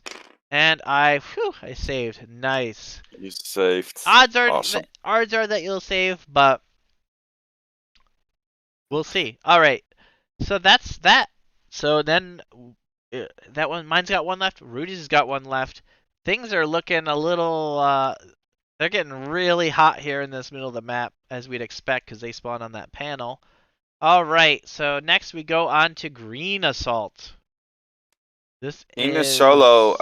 asked if this yellow unit had a speed die, could it use it even it uses CP? Yeah, you always use the CP die first before moving on to the CP Well, you clarified it, and normally. I got it. So as it revealed, so if this was a light unit, right, it would gain immediately once it flips. Now this is regardless of who flipped it. It now has its stats, and if it shows a Ah, speed die, it would gain another speed die, and that speed die could be used immediately. I think that was your question. So yes, yeah. if it wasn't a heavy vehicle, it would gain another speed die, and then it would use that speed die if it needed to. Now if it didn't need to, this yellow one was assault onto enemy within CP range. Even with another one, it would be one away. Otherwise, it's just going to go to its unit's max range.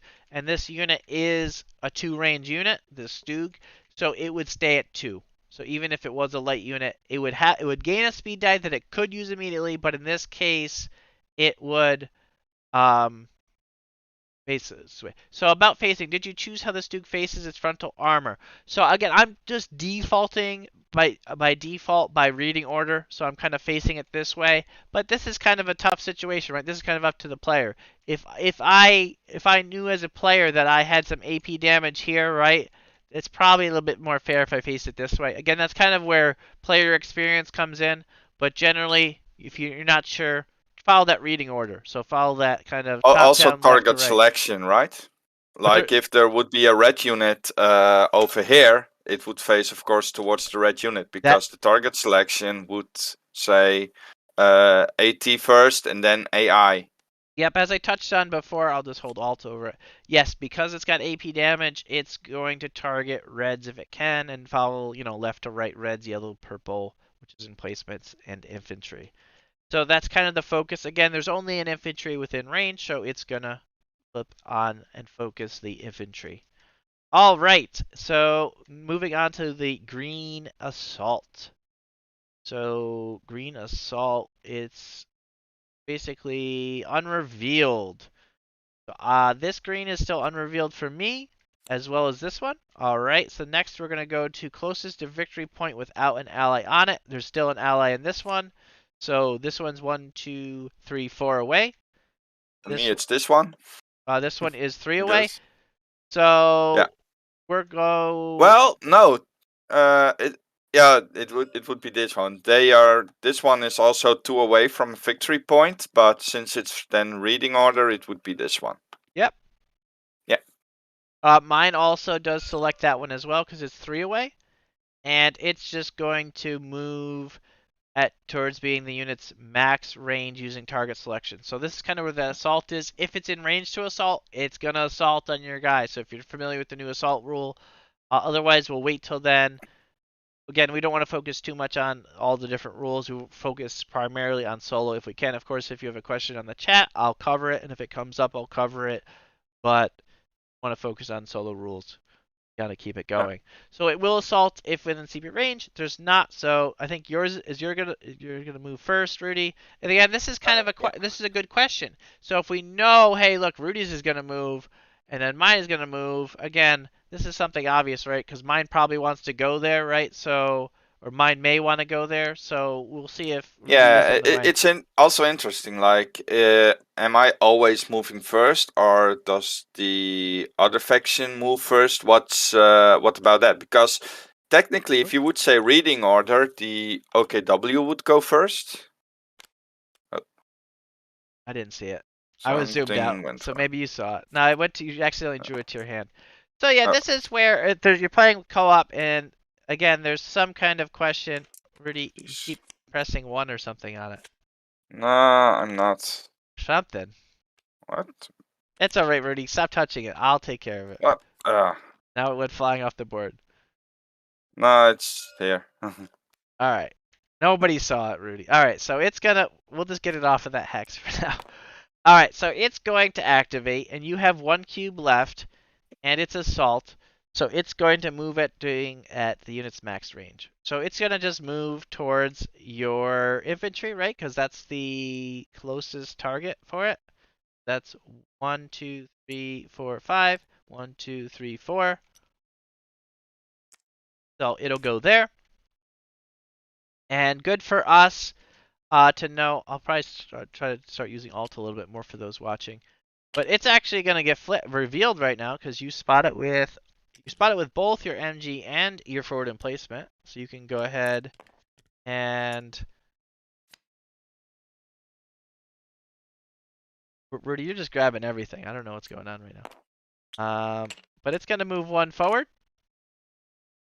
and it's going to flip because we spot it. It's just a rookie grenadiers, but keep in mind all of his, because he's that ground commander, he does have that extra close range firepower, so 1 against 1 AI. All right, so mine is going to assault anything within CP range. None is in CP range, and I only have 1 cube left. So move towards being using target selection. Otherwise, the near 1, 2, 3, 4, 5. 1, 2, 3, 4, 5. Actually, mine goes this way. Enough. And that's it. Back to us. Okay. So next, 3 cubes. I don't know if you're muted, Rudy, or not, but quiet right now. But I'm just gonna keep playing along, taking care of what he needs to. So where do I want to go? I probably don't want to stay here. I could go charging into the bunker, but there is a lot of units here, enemy units. That is not looking good. There is going to be a note, just as a side note for those watching, that we're going to recommend not using barbed wire or tank traps versus the AI, because it doesn't know how to handle that. You can still use sandbags though. So like for instance, versus players, I'd probably have a tendency to put something there. If I go here, I at least sidestep that range. You know what's kind of, oh, I never used my speed die yet this round, so that refreshed. I almost want to scout ahead onto the ice, spot a bunch of these units, because then they lose their flip effects and we see what they are, and then back away. So can I actually do that and still make it in? I could still make it into this building. I could kind of really scout and then make it into the cathedral, or, well, this victory point's risky. At least the cathedral, I'd get a defense die. I kind of like that idea. So let's actually do that, because again, game rewards you for scouting. So I'm going to go ahead and go 1 here, which this is going to scout these 3 units. So 1, ooh, an STG-44 Volksgrenadier. Oh, that was a really good play. I want to go for this one. But we'll flip this one first. Rookie Panzer Grenadier, so nothing over there. But good thing I scouted, because this veteran Kubelwagen is a transport, and if it got its flip effect, another green token would have spawned on it, because they would have been transporting that green unit. So that's kind of cool to note. It does gain 2 speed dice. It does have 2 speed dice. But luckily, we caused that flip effect. Very fortunate there. So again, you kind of see it's rewarding scouting. All right. And then I'm just going to go ahead and I think, do I want to go back? Do I want to, I think I'm going to get into the building. 1, 2, 3. I'm going to go into the building. Now this is dangerous because there's so much over here, but key thing to note, rookie Panzer Grenadiers are, they're not really good against infantry. They only have 1 AI damage. Kubelwagen also has only 1 AI. And the Stug's already spent its CP, so it's kind of done. This STG-44 can hit me though with 3 AI, so the AI actually adds up. It's going to be 5 AI. A little risky, but we'll see what happens. All right, moving on to Rudy. I don't know if he's coming back here. Yeah, I'm kind of back. My keyboard acted up, so I don't know what's wrong with it, but it keeps triggering the one button. So That would explain why you're drawing the cards. Because in yeah, TTS, one really will draw annoying. one. All right, well, So yeah, if you could take care of the flips and things for me, then yeah, I'll take care of that. Okay. okay. Well, so where do you So want to move, Rudy? I can move my mouse, so that's okay. Only not key what with flipping and turning. So Well, just tell me where you uh, want your cubes, and you can point where you want your cubes. no, I can I can do the cubes myself. That's Okay. not an issue, as you can see. But okay, let's see. I would move these two over here to the victory point. Move. And with my last CP, I will put them into the Yep. carrier. So in real life, you can, especially if you're not using a vehicle tray, it's even easier. These universal carriers are a lot smaller. They're kind of a little bit out of scale in TTS here, but you could easily put the infantry model with the universal carrier in the same hex if you want. However, in TTS, we just typically put it off to the side. You can also do this as well in person if there's kind of a lot of stuff and you want to track dice and health and things. And if you have Yeah. that vehicle tray, you can just put it off to the side like this. We take it off the board, and then in TTS, we kind of just use this state to show that there's an infantry in there.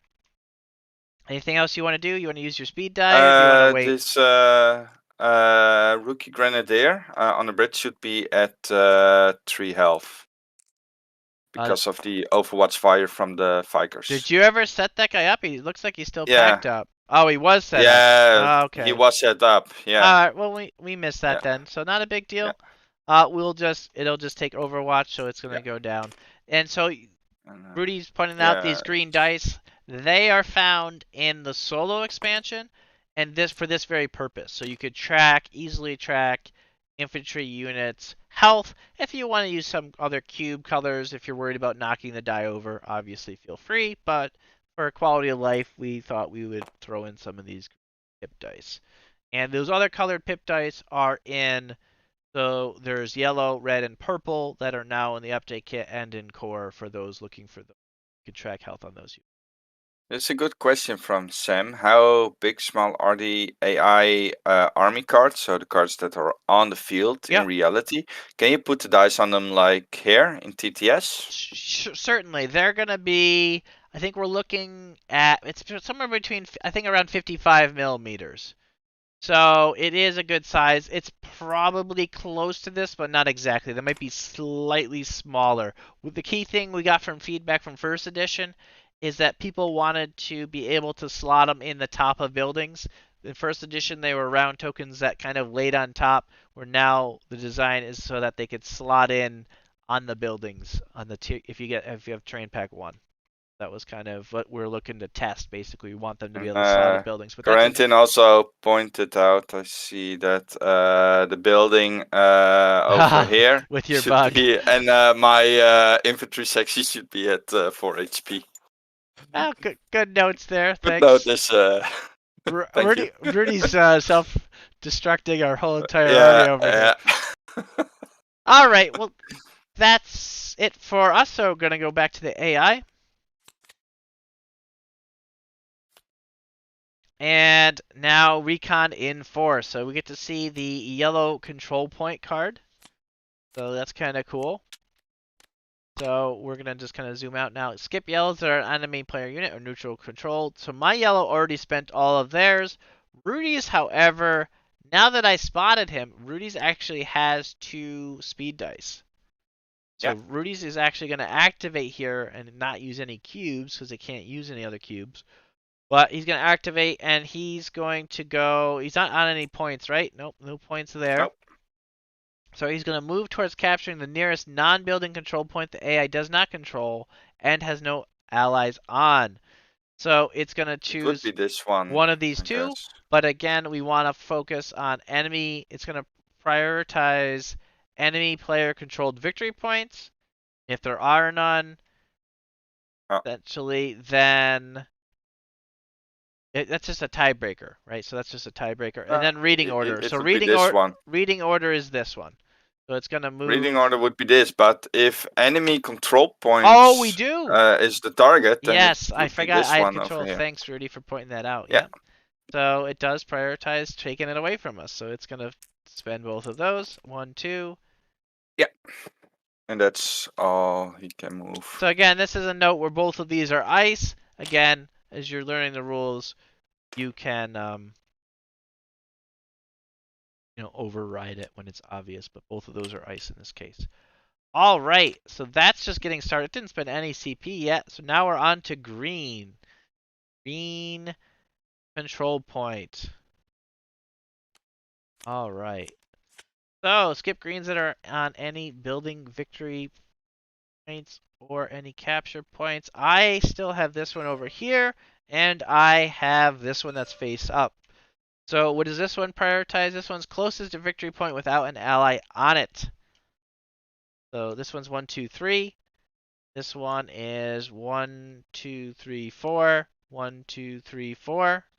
So this one's going to activate. So you can start to see this come into play where that closest to victory point without ally on it is the A priority over unrevealed. This is where you can start to see the layers where, hey, look, it's AI trying to capture victory points. It's going to focus on doing that rather than, the secondary priority of moving units out of its spawn. So it is going to move this one. And what is it going to do? It's going to assault onto an. This is again, it's that defensive assault. Otherwise, it's going to move to capture the nearest one. So this one's actually going to move to capture. So we left it, and it's already on it. It's pretty much immediately. You can kind of see how the AI adapts. And now it could have, like a player distracted could say, oh, I want to fight your unit, but the AI is smarter than you. If you thought the goal is to fight our units, the goal is to win the game, and you want to capture victory points to do that. So the AI is going to move right on there. Wouldn't you didn't move an AI right yet? I moved So mine. from you moved your okay. I So I didn't move guess yours. from me it will be this one because Oh, it's closest to the victory point. did you fix your keyboard? No, not yet, not Okay. yet. I was a little bit It's worried it was going to go pop it in your hand. Yeah. no. So it moves one, Mhm. and it also takes another Overwatch damage because Correct. it's Yep. moved again in the range. So it would be at 2 health right now Yep. So instead of these 3. AIs are diehards. They will eat your Overwatch. They will eat pins, and they will still overwhelm you and win if you're not careful. So these guys are not kidding around. Their commanders are fully aggressive. They do not like. They don't retreat. They do not hold back. All right, I still have one cube left. Looks like Rudy has 3. We're gonna move on to purple. Where's I my have a purple? purple now. Where's my purple units? I have this rookie oversoldat in here and this veteran here. And it's going to prioritize unrevealed. Both are revealed closest to victory point without ally on it. So wow, this is pretty far away. 1, 2, 3, 4, 5. And 1, 2, 3, 4, 5, 6. That one, 1, 2, 3, 4, 5, 6. So this one's going to activate here. All right. And it's going to move to capture anything within 3 range. It's going to just move to capture this. 1, 2, 3. Oh, it also Yeah. flipped and has a speed die. One thing we want to note. Yeah. So it only uses 2 dice. Yep, so it only uses 2 dice. But you have only 1. Oh, but I only have 1, so good So catch, it would Rudy. move here. So otherwise, it's going to move towards being 3 range of the nearest enemy player unit. So does it even need any speed dice or any cubes to do it? It doesn't. So it can target that emplacement. Yep. So it's going to just go there. Only uses its speed die. Only using its speed die. Good catch, Rudy. Okay. All Yeah. right. So for me, my purple unit will then move. I believe the one on all the left. That's 1, 2, 3, 4, 5, 6, 7. And then how many are you 1, to 2, 3, how many 4, purple 5, units do you 6, 7. have? Do you only have one purple Only unit? one. Then you Oh, don't yeah, need this is my to own. you don't need to worry. That's the one that's going to pick. Yeah. And it Yeah. has I mean more like target priority, but he Oh would target yes, yep. this because he would go like, I think 1, 2, Right, it's gonna target that one. 1, Yep. 2, That 3. flag out I of the think he way. would. Yeah. Yep, that looks good. Since I still had the 3 cubes, he Yep, moves that's fully there. 3 on your purple unit. Yeah. And now I still have a cube. Recon and Forest has a blue. Do I have just my one blue? Because the other blue was yours, right? So I just have a blue, Yeah. It's blue there. and just it's gonna just move up one basically. It's gonna pick an enemy target. It's gonna move towards being 4 hexes away from it. Can only move one Um, side, and that's over here. yep. So that's gonna be the one cube, and that's it. Yeah. Back to us, Rudy. How we doing over here? We doing all right? What do you think? Yeah, we're doing splendid, right? All right, all right. Oh, I feel like they're kind of pushing me back on my side. I'm a little bit worried, but I'm just gonna try to go out wide and hold the cathedral. I do have these 2 mortar teams. Currently they're not spotting them, and I'm just gonna set them up. I think so. I think I'm gonna set up this one for 1 cube. A little bit risky, and then but I'm just gonna do it. Set up this one. See what happens. And I think that's it for now. Do I just throw away the 3rd cube? I think so. I think the 3rd one, I'm just going to set it aside. okay. So for me, it's a bit of a difficult choice with the universal carrier. Mm-hmm. Because I wanted to go for the fuel point, but that seems to be looking a bad idea because I could go like 1, 2, and then I have 1 turn left. I could unpack my troops and move into the fuel point because I can move through the emplacement.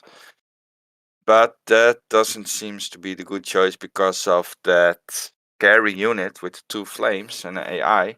Technically, I can survive it, so it wouldn't be that big of a deal. Well, But how would you I don't know survive it? what What would you survive? The 2 flame? You're dead from the 2 flame. the 2 flame would be 2 damage. But I have 4 health on my infantry section, so Oh, there's you're talking that. about your infantry. I thought you were talking about your universal carrier. Yeah, Sorry. yeah, yeah, not the carrier. So because the Mm-hmm. carrier can't move there because the emplacement is in a way, I have to land on the emplacement. I already used the speed type, by the way. You Oh, can. okay. Yep. Yep. You Fix can. that for you. Yeah, thank you.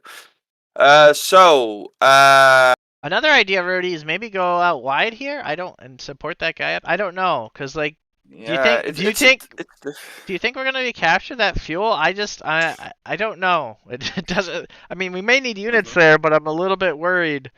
yeah, the purple could still activate and move towards it. Oh no, it wouldn't because it's already in range of the emplacement, so it wouldn't move anyway.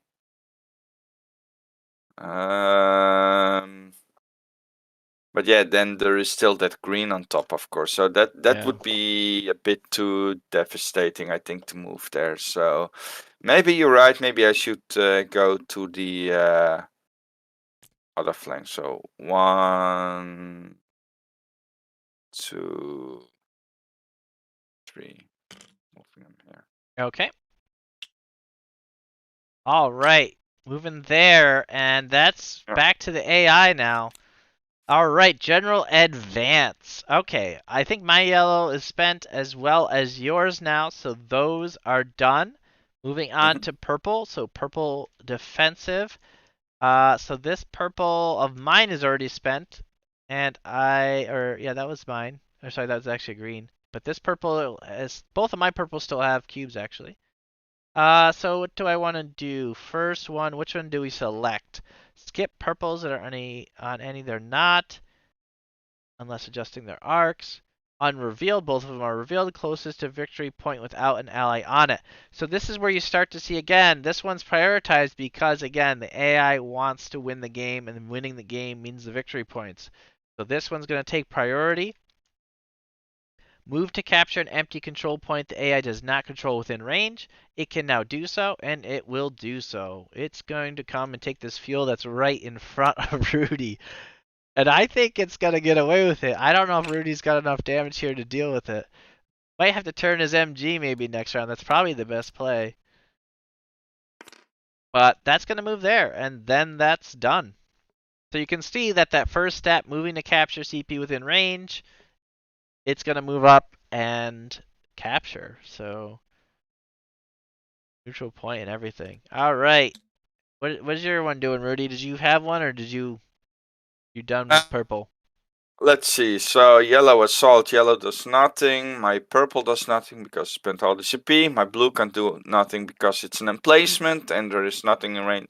Well, what he can fire at is already in range. Mm-hmm. So You're on to so there's green. green defensive left. So I think that would be the green at the bunker for Mm-hmm. me because that's still the only one that's still unrevealed for me. So that goes first. Yep. And it moves to capture an enemy control point hex the AI does not control within CP range if they are not moved towards being at the unit's max range of the nearest enemy player's unit. So I guess It's probably my conscripts over here. yeah, that's 1, 2, 3, and the other is It's 1, 2, 4. 3, 4, 5. Yeah, so So yeah. I guess it would move 1, 2, Yep, and it gets its. Well, 3. well, nope. Oh, That 2. that's at that. Already flips It's here. gonna get its flip Oh effect yeah, it's immediately. max First, range. it's gonna get that. And that could change its max range. Some greens can be 3. There are a few, like we see Yeah. with this Panzer Can you flip it? Grenadier. It's gonna be updated. Yep. So it is a rookie Grenadier. Okay. Okay. So Not too it bad, but is, but it's at that. Sorry, this is the defensive. So it's going to move towards that unit's max range. So it's going to stay there because that's that unit's max range. So that's that defensive, again, supportive role. We missed my blue, though. I'm just going to finish my blue, which is going to... What's in range here? It's going to step up. 1, 2, 3, 4. it Yeah. only moves one, I guess. Well, it's only got 1 cube on it, so blue can move 2. So there's nothing else closer, right? 1, 2, 3, 4, 3, 4, 5, 6. 5, 6. So it's just gonna, looks like nothing's even closer, so it's just gonna move up. It's gonna get to 4 range right here, and it's gonna flip. And then it will flip. Oh no. This is where you start to see, again, so for those watching, we ran into a pack 43 of him. We got a Stuka for me. So this is where you start to see the factions being different. So he's got a Stuka. I have a Stuka that's OKW, and those are scary. But it gets a speed dive, but I think it's happy with where it's at. Stukas don't have firing arcs, so we don't have to worry about the firing arc. So it's gonna, it can keep moving if it wants to, but as we kind of want to point out here, it's gonna move towards being a unit hex that is 4 hexes away from it. Adjusting firing arc is needed. Doesn't have the firing arc, so it wants to be 4 away, and it's 1, 2, 3, 4 away. 1, 2, 3, 4 away from both of those targets. And again, it would use target selection, high explosive. Now that it's visible, it uses target selection. It's going to target emplacement. So it's going to be looking to blow up Rudy's forward emplacement, which is not looking good for that forward emplacement for us. All right. No, that poor emplacement. And you used all of yours on your green, right, to finish that up. So you still have 2 cubes. So those 2 cubes are going to just get set aside. Yep. And it is back to us. We got a comment, no spotting for the mortars. If you're talking about my mortars, I have my conscripts here. They're spotting these couple guys over here. So I do have, for my mortars, I have a spotter. Yeah, this guy capturing, unfortunately, I have no spotter on that. But at least I have targets up top here. If you're wondering what my plan was there. All right, so back here, I have 3 cubes left. Do I have anything left to do? I didn't capture that point yet, so I want to stay on that. I could... Yeah, I don't really have anything I could accomplish. Since I already set up here, if I didn't set up, I could have moved there and set up, but then that guy would have just wiped me out. He is a veteran STG Volksgrenadier, so that custom unit. You can get AI randomized, you get such these unique, diverse units. Probably more unique units than a player is going to get in a typical game because they have access to so many things. Yeah. I think I'm done. I think I'm just gonna sit. I really don't think I have a play, so I'll just leave these here. Did you want to do anything, Rudy? Um, I think I might actually. I think I'm going to rearrange my Vikers. Mm-hmm. Uh, Shooting So yeah, it's the one other CP to round. pack up, one to deploy Yeah, against, so that's two yeah, CP for those new and learning here. So Rudy's gonna take two, and the unit only had spent one CP. So now it's got a second and third CP yeah. spent. And I will use my last CP to unpack these guys. Put them over here Yep, and at the cover. they get some late cover on that hex, which is Yeah, nice. It could come in and they handy got a for us. nice view for the rookie grenadiers. All right. And was that your... Last CP. That was your last CP. I'm sure this one was already spent on that infantry, so when he came out, technically that would Yeah, have been the second on that infantry, correct. just for those watching. All right, so the last AI for this round, what do we got? Danger close. All right, so we have blue. My blue is already all set. It's got its It targets. has, yeah, It's good. It's 4 away. Now, if it wasn't 4 away, let's say Rudy charged at it with a unit that was its unit priority. So if it was obviously hard for an emplacement to charge at it, right? But if there was two infantry and it was targeting, let's say this infantry, and then Rudy advanced with some other infantry, the AI would, because of how blue units react, okay, that would move towards being a hex that is 4 away. So now it would skip, however, if it again, but if it will skip someone within target selection. So let's say it had a firing arc. We'll try to give you an example, right? This pack 43, right? If it's facing this way, it would activate if we were trying to flank this pack 43 with a vehicle. Okay, so just those watching, keep that in mind. This pack 43 is currently going to help blow up this forward emplacement, oddly enough, because that's in its arc. 1, 2, 3, 4. For those watching, you can kind of understand that, yeah, the blues aren't activating right now, but they easily can if it needs to adjust its firing arc, all right? Or if it needs to move back. There's a lot of different things that it could do. All right, so that is no blues then, right? So those are only two blues on the map. Neither of yeah. these commanders are heavily focused on artillery. If you want to see, like, there's a variety, like this artillery high difficulty one, that one's going to get a lot more of these blue support units right out of the gate. It's going to have two in the first round. So that's kind of that commander differentiation. You can kind of see how, again, combine it with the factions, all these, you're going to get a lot of variety in this pack with 5 different factions, all these different units across all the expansions. You really just get all the content with this. All right, so moving on to purple, we get the defensive purple. Let's see what's left. For me, no purple. All right, this one's got one left. All right, but it's on a And this one on top? but this is on a capture point. So again, looking Yeah. at this, it's on a neutral point or enemy control. It's on neutral, so it's gonna skip it. But the other one is not on a neutral. It's on a captured. It already captured that last round, so that one's gonna be selected for me. And it's going to move to capture anything within 3 that it can. It doesn't have anything within 3, so therefore it's going to move towards being 3 range of the nearest enemy player unit. So this guy is just going to join the fight, and does it mention adjusting firing arc for free? Its priorities are movement priorities are victory points if there's a tiebreaker. It's otherwise just going to move towards the closest, and we'll just move it down 1. Because it's got, again, is using that 3. It does have a spotter. So Yeah. the AI kind of plans for the future. So you would say And it gets Overwatch damage from my Vikers it since it's does 1, 2, not. 3. It almost would.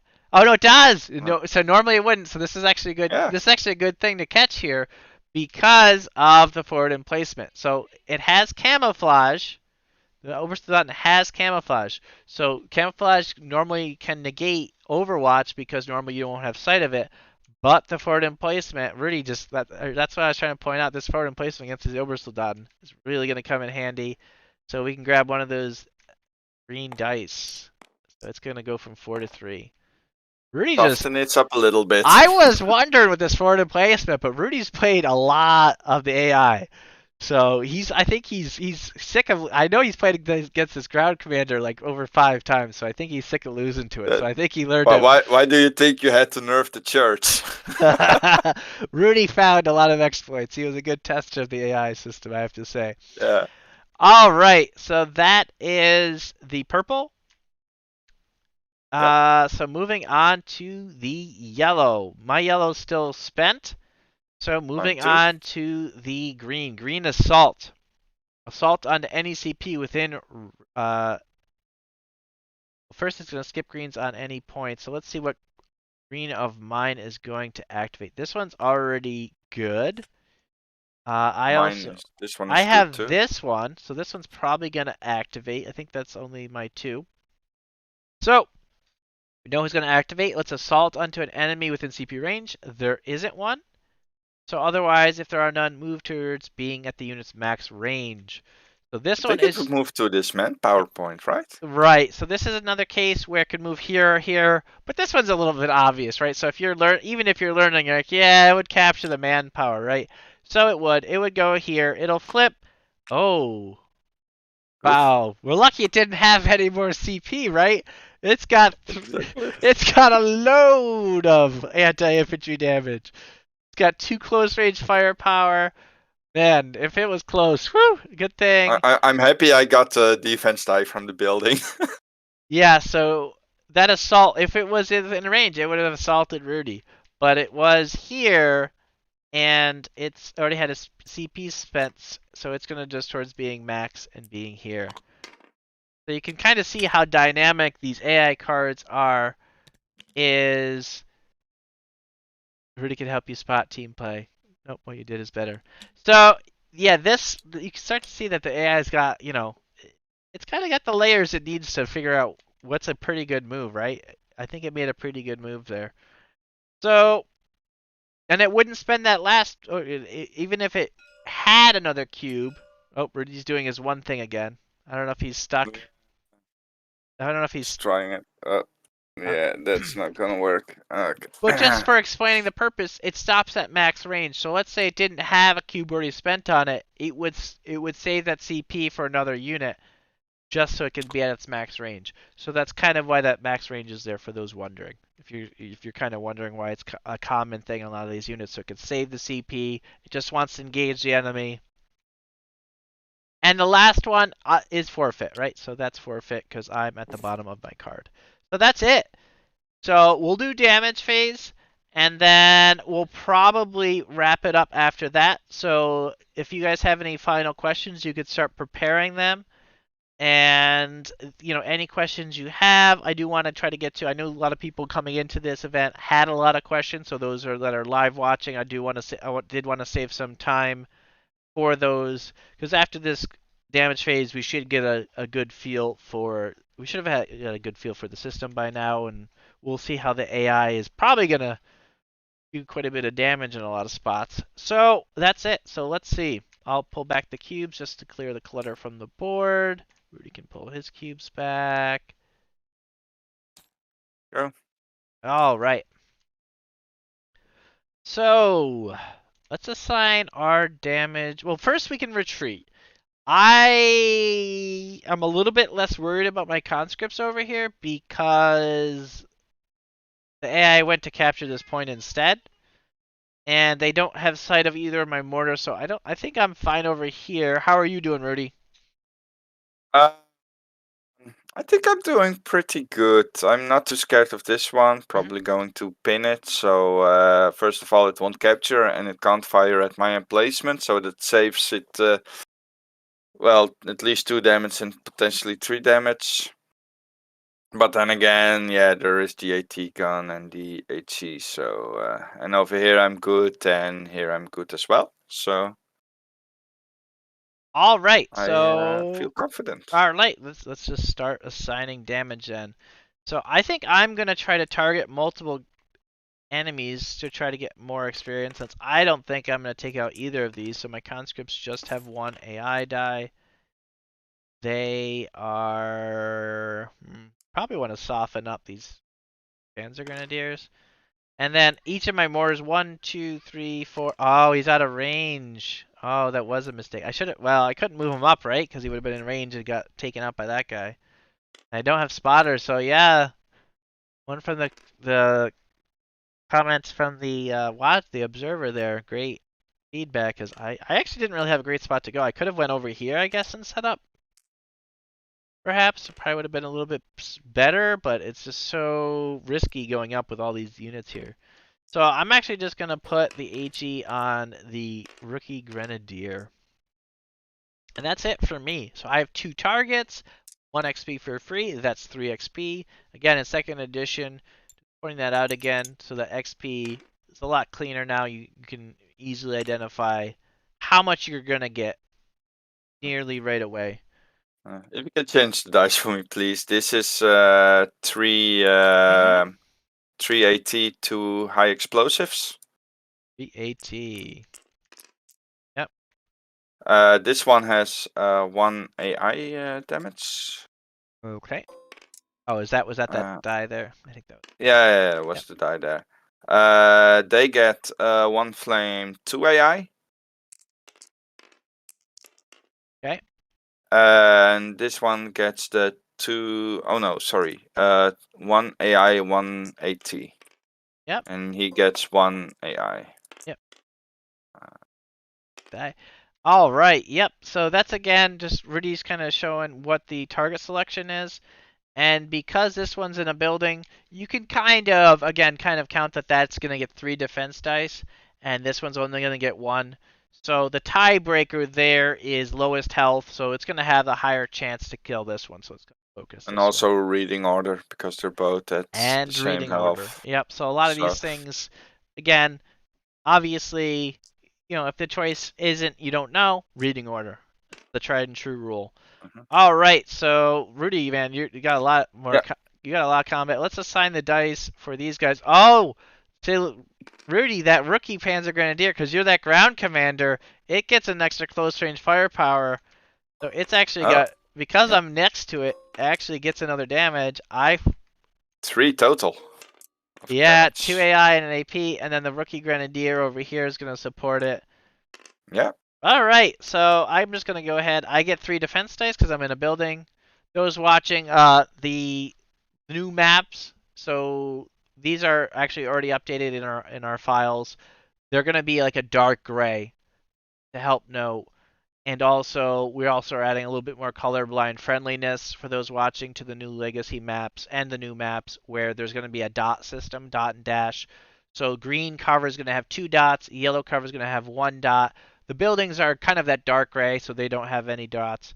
But the reds are going to have a dash, so those are interested in that. We had a lot of feedback from people who were having issues with the colors. All right, so I'm just going to go ahead and roll this. And defense, I take 1. And then I got to actually roll for that as well. And I block that. I only take 1 damage. That actually didn't work out too bad for me. This rookie Grenadier is just going to go down to 4. Yeah. And these rookie Grenadiers, I have to roll this HE for.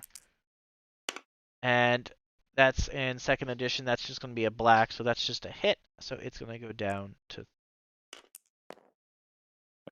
Your guys don't have splash yet, I see. No, I didn't get splash yet. It would have been nice, unfortunately. Yeah, then you could have damaged the other Grenadiers as well. Yeah, I also thought I was in range, but man, you kind of lose track of what the range is. Far away. So this one is pinned as well. So it should get the red die. Yep, so you can put a pinned on it. So it's not going to capture, it doesn't get and to it gets fire. 1 damage. And it takes 1 damage. Okay. Okay. Now over here, the emplacement, it got 3 AT and 2 high explosives, so he has a lot of damage incoming. So for the emplacement, he can defend against AI, but not against HE explosions or AT. I rolled the dice and they're both hits. And They it both hit, so it gets 5 damage total, but that gets 1 defense die. So it's still a 4 guaranteed damage. So my so it's forward emplacement is dead, still unfortunately. gone, and the AI gets a victory point. Yeah, that's All sad. right. And now Okay. looking over here, oh, these Oh, dice are all gone. yeah. He gets 1 AI damage, Oh, so yep, he's at 1. that was. Oop, didn't mean to Oh. grab him.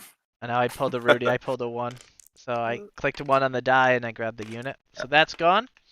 And Okay. Rudy, you do This get one. a defense die. You get 1 from the light Yeah. cover. And you And rolled saved it and it. you're fine. So you I negated get 2 1, damage total. but you still get 2. So you go down to 2 health. Okay. Let's see then. This one, he gets a defense die or not? Because, Yep, because yeah. the new second edition rule center hex to center hex, if it barely touches that cover, which it does, it gets a defense die. Okay. And It it saves it, saves. unfortunately. So that's something else for people that are looking at, considering the new maps, the legacy maps. This is, for instance, a Stalingrad panel, and it has more light cover as well, like most maps. So the AI, they're going to be a little bit more challenging. Their difficulty is going to be a little bit higher because there's a lot more cover on the new maps. Yeah. So for this, I get 3 defense die from the building, plus Mm-hmm. 1 extra defense die of the anti-tank. Yep. So I roll it quick, and I Wow. save everything. Rudy just big saving. Okay. Yep. So that's pretty much the damage. Let's just do capture to show what happened. So this guy would capture there. This would capture here. So the AI is going to go up, and we don't care about the manpower because it's only AI, but they actually captured that victory point. This should be red, by the way, my Oh, flag. sorry. Yeah, we're red. So we went up in victory point and fuel. Yeah. Right. Keep moving left to right here. We capture that one. We are red, so we capture a victory point and manpower. Manpower. I'm at 2. We're technically at 3 somehow. I missed that one, but we are losing that one. So we were technically at 3, but they're stealing that from us. So we're going to go down to 2. They're going to go up to 3. And let's see. Don't they have... Yeah, they have 3 right in the center now.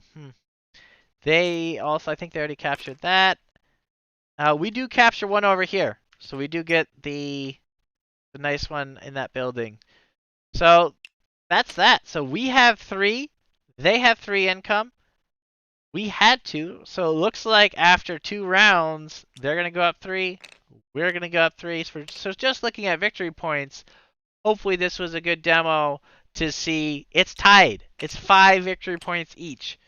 And we're just 2 rounds in. So we're playing against medium commanders.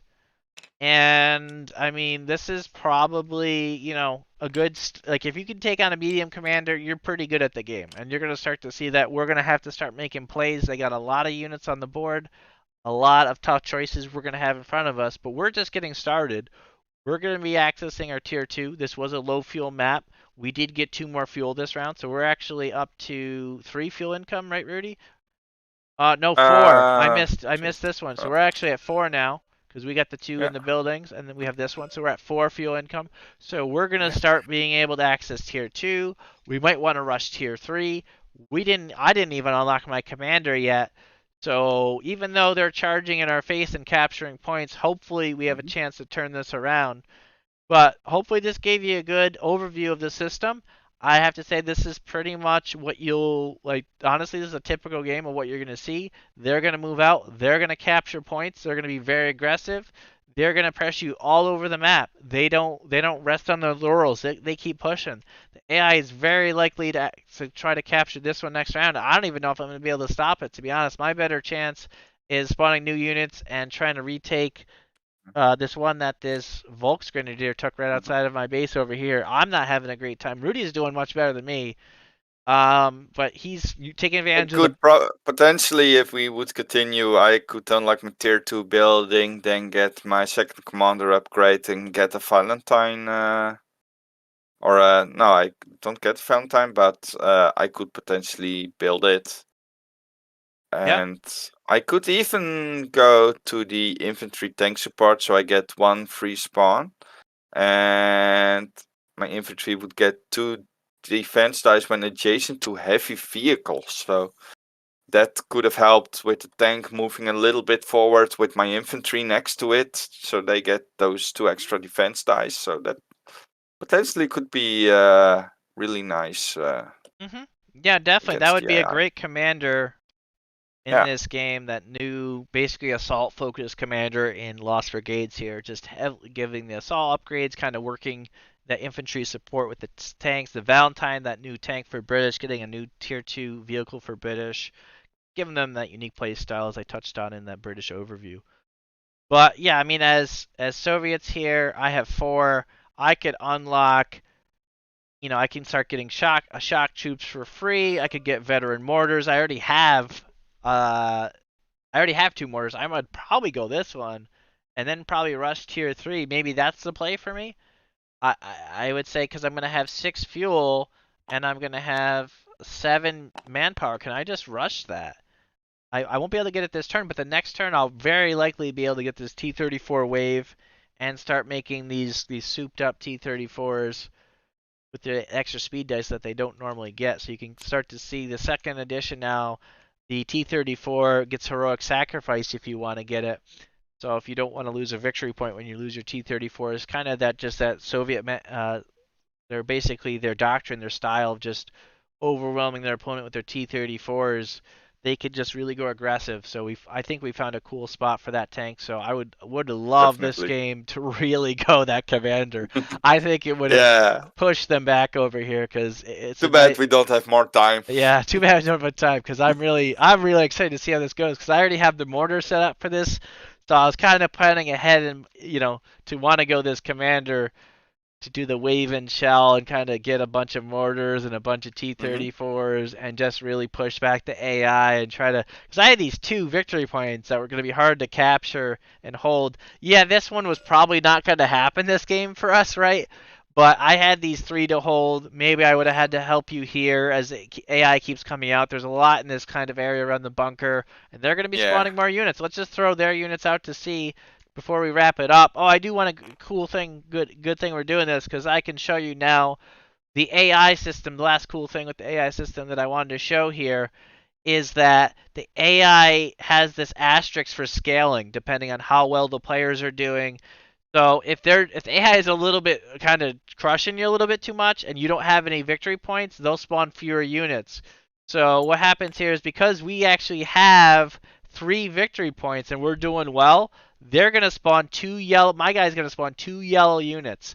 So you'll kind of for see a me it would be too green. yeah, so this AI is going to kick it up a notch because they see that we're competing with them and we're holding our own. So they're going to keep sending it at us, and then if we keep losing victory points, they're going to scale down. So this kind of you're going to see in a lot of these commanders, and I actually added more this week after reviewing it earlier this week, and I found to get a couple more of these asterisks in because we were finding they were kind of one of the coolest features that we were getting from the playtesters of seeing this AI really adapt not only with their strategy, not only with their tactics, but also just the balance. So even within that this medium difficulty commander, some of them are harder than others. This is exciting. One more round. Chris wants to go one more round.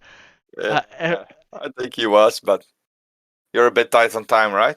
yeah, Yeah, too bad. unfortunately, I'm a bit tight on time, but we had a good 2 hours to go over the system, and there was a lot of talking. So again, as you get familiar with the system, you'll see that this really speeds up.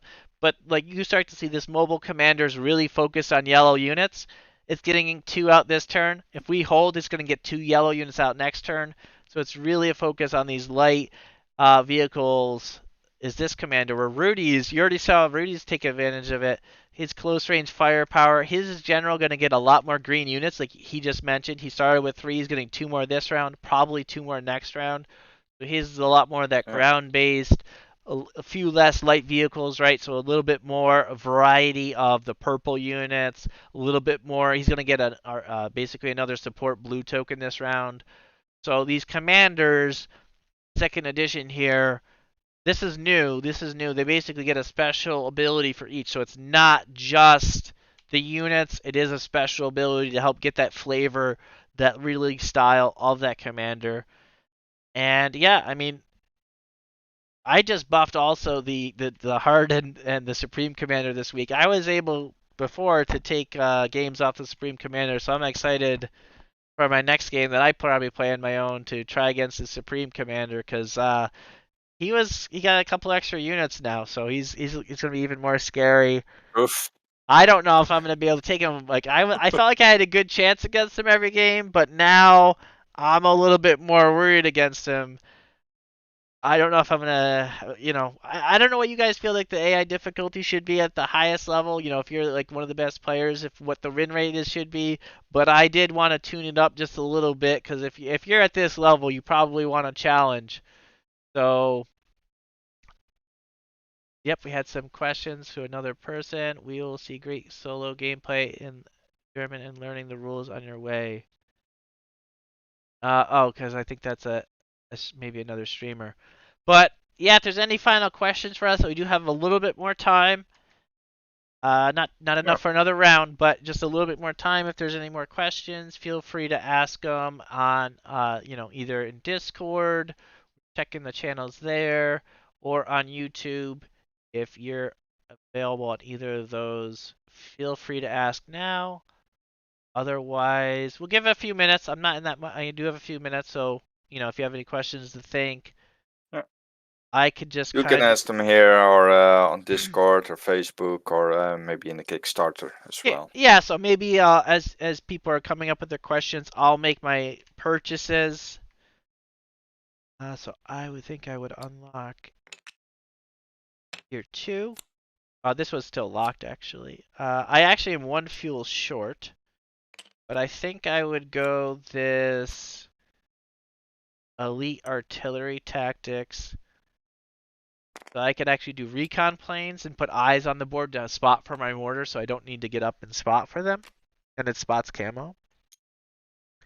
And then I think I like to do it this way. You can just put one cube here and put the rest aside. But there's actually, in your player board, there's actually a little slot there to put a Okay, cube. and another quick question, Brian. I know it came up like talks on Discord about uh, building stuff and healing. Is it already a rule that you can heal and build from inside the building next to it, Uh, or so not yet? so we're actually we're in 2.03. We are going to test in 2.04. We do want to get a little bit more testing in because we wanted to try to simplify the rules.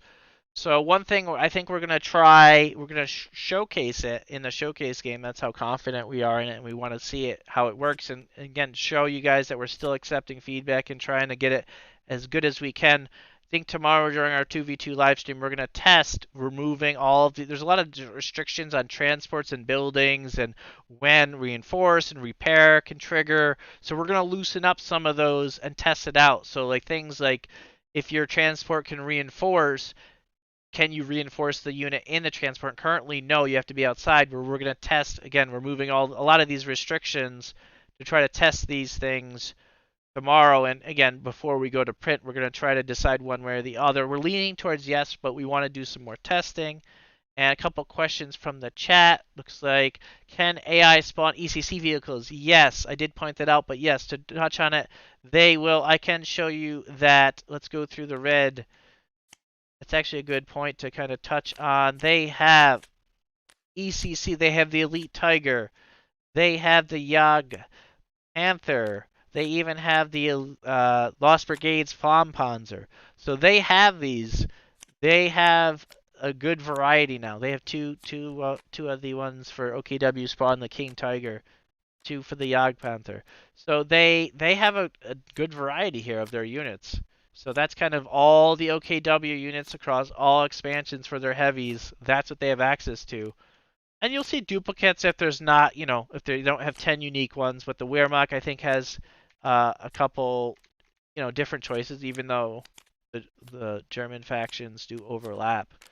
You can see they also get the King Elephant, they get the Elephant and the King Tiger. They also get the Yog Panther. They have their Tiger. So you get to see that's kind of their variety they have. They have basically access to anything across commanders, expansions, all their vehicles. All right, next question. AI without kind of single panel map. I think, like I kind of mentioned on that post, but the solo panels, I would say the single panels are really designed for just getting into the scheme of things. To design a AI commander that would work on it, they would probably overwhelm the it's a very small board. I really recommend playing like probably 2 or 3 rounds. Maybe if you want to try an AI out on that, you could probably just play 2 or 3 rounds to get the hang of it. But if you wanted to play a full game, I don't like none of those maps can really support multiple victory points, which is kind of the design of second edition. So I don't want to say we're discontinuing those maps, but those maps are really for just trying things on. They're not going to give you a full game experience in second edition. We just found that you need more victory points, you need units spreading out. You just we just don't think that the quality is really what we would really look for on those one panel maps. I feel like there's nothing that can really be done because there's just not enough space to move around to keep Maybe things better for interesting. like demo purposes, Right, like I or said, like demo, quickly show someone how the game works. showing the rules, demo purposes. Hey, we only have Yeah. time to show the rules today, but we'll play tomorrow. That type of thing, where you could just take out a panel and do a few rounds. All right, and then Andrew, might have missed this, but are the commander AIs the same for solo and co-op, or is the AI different for each one?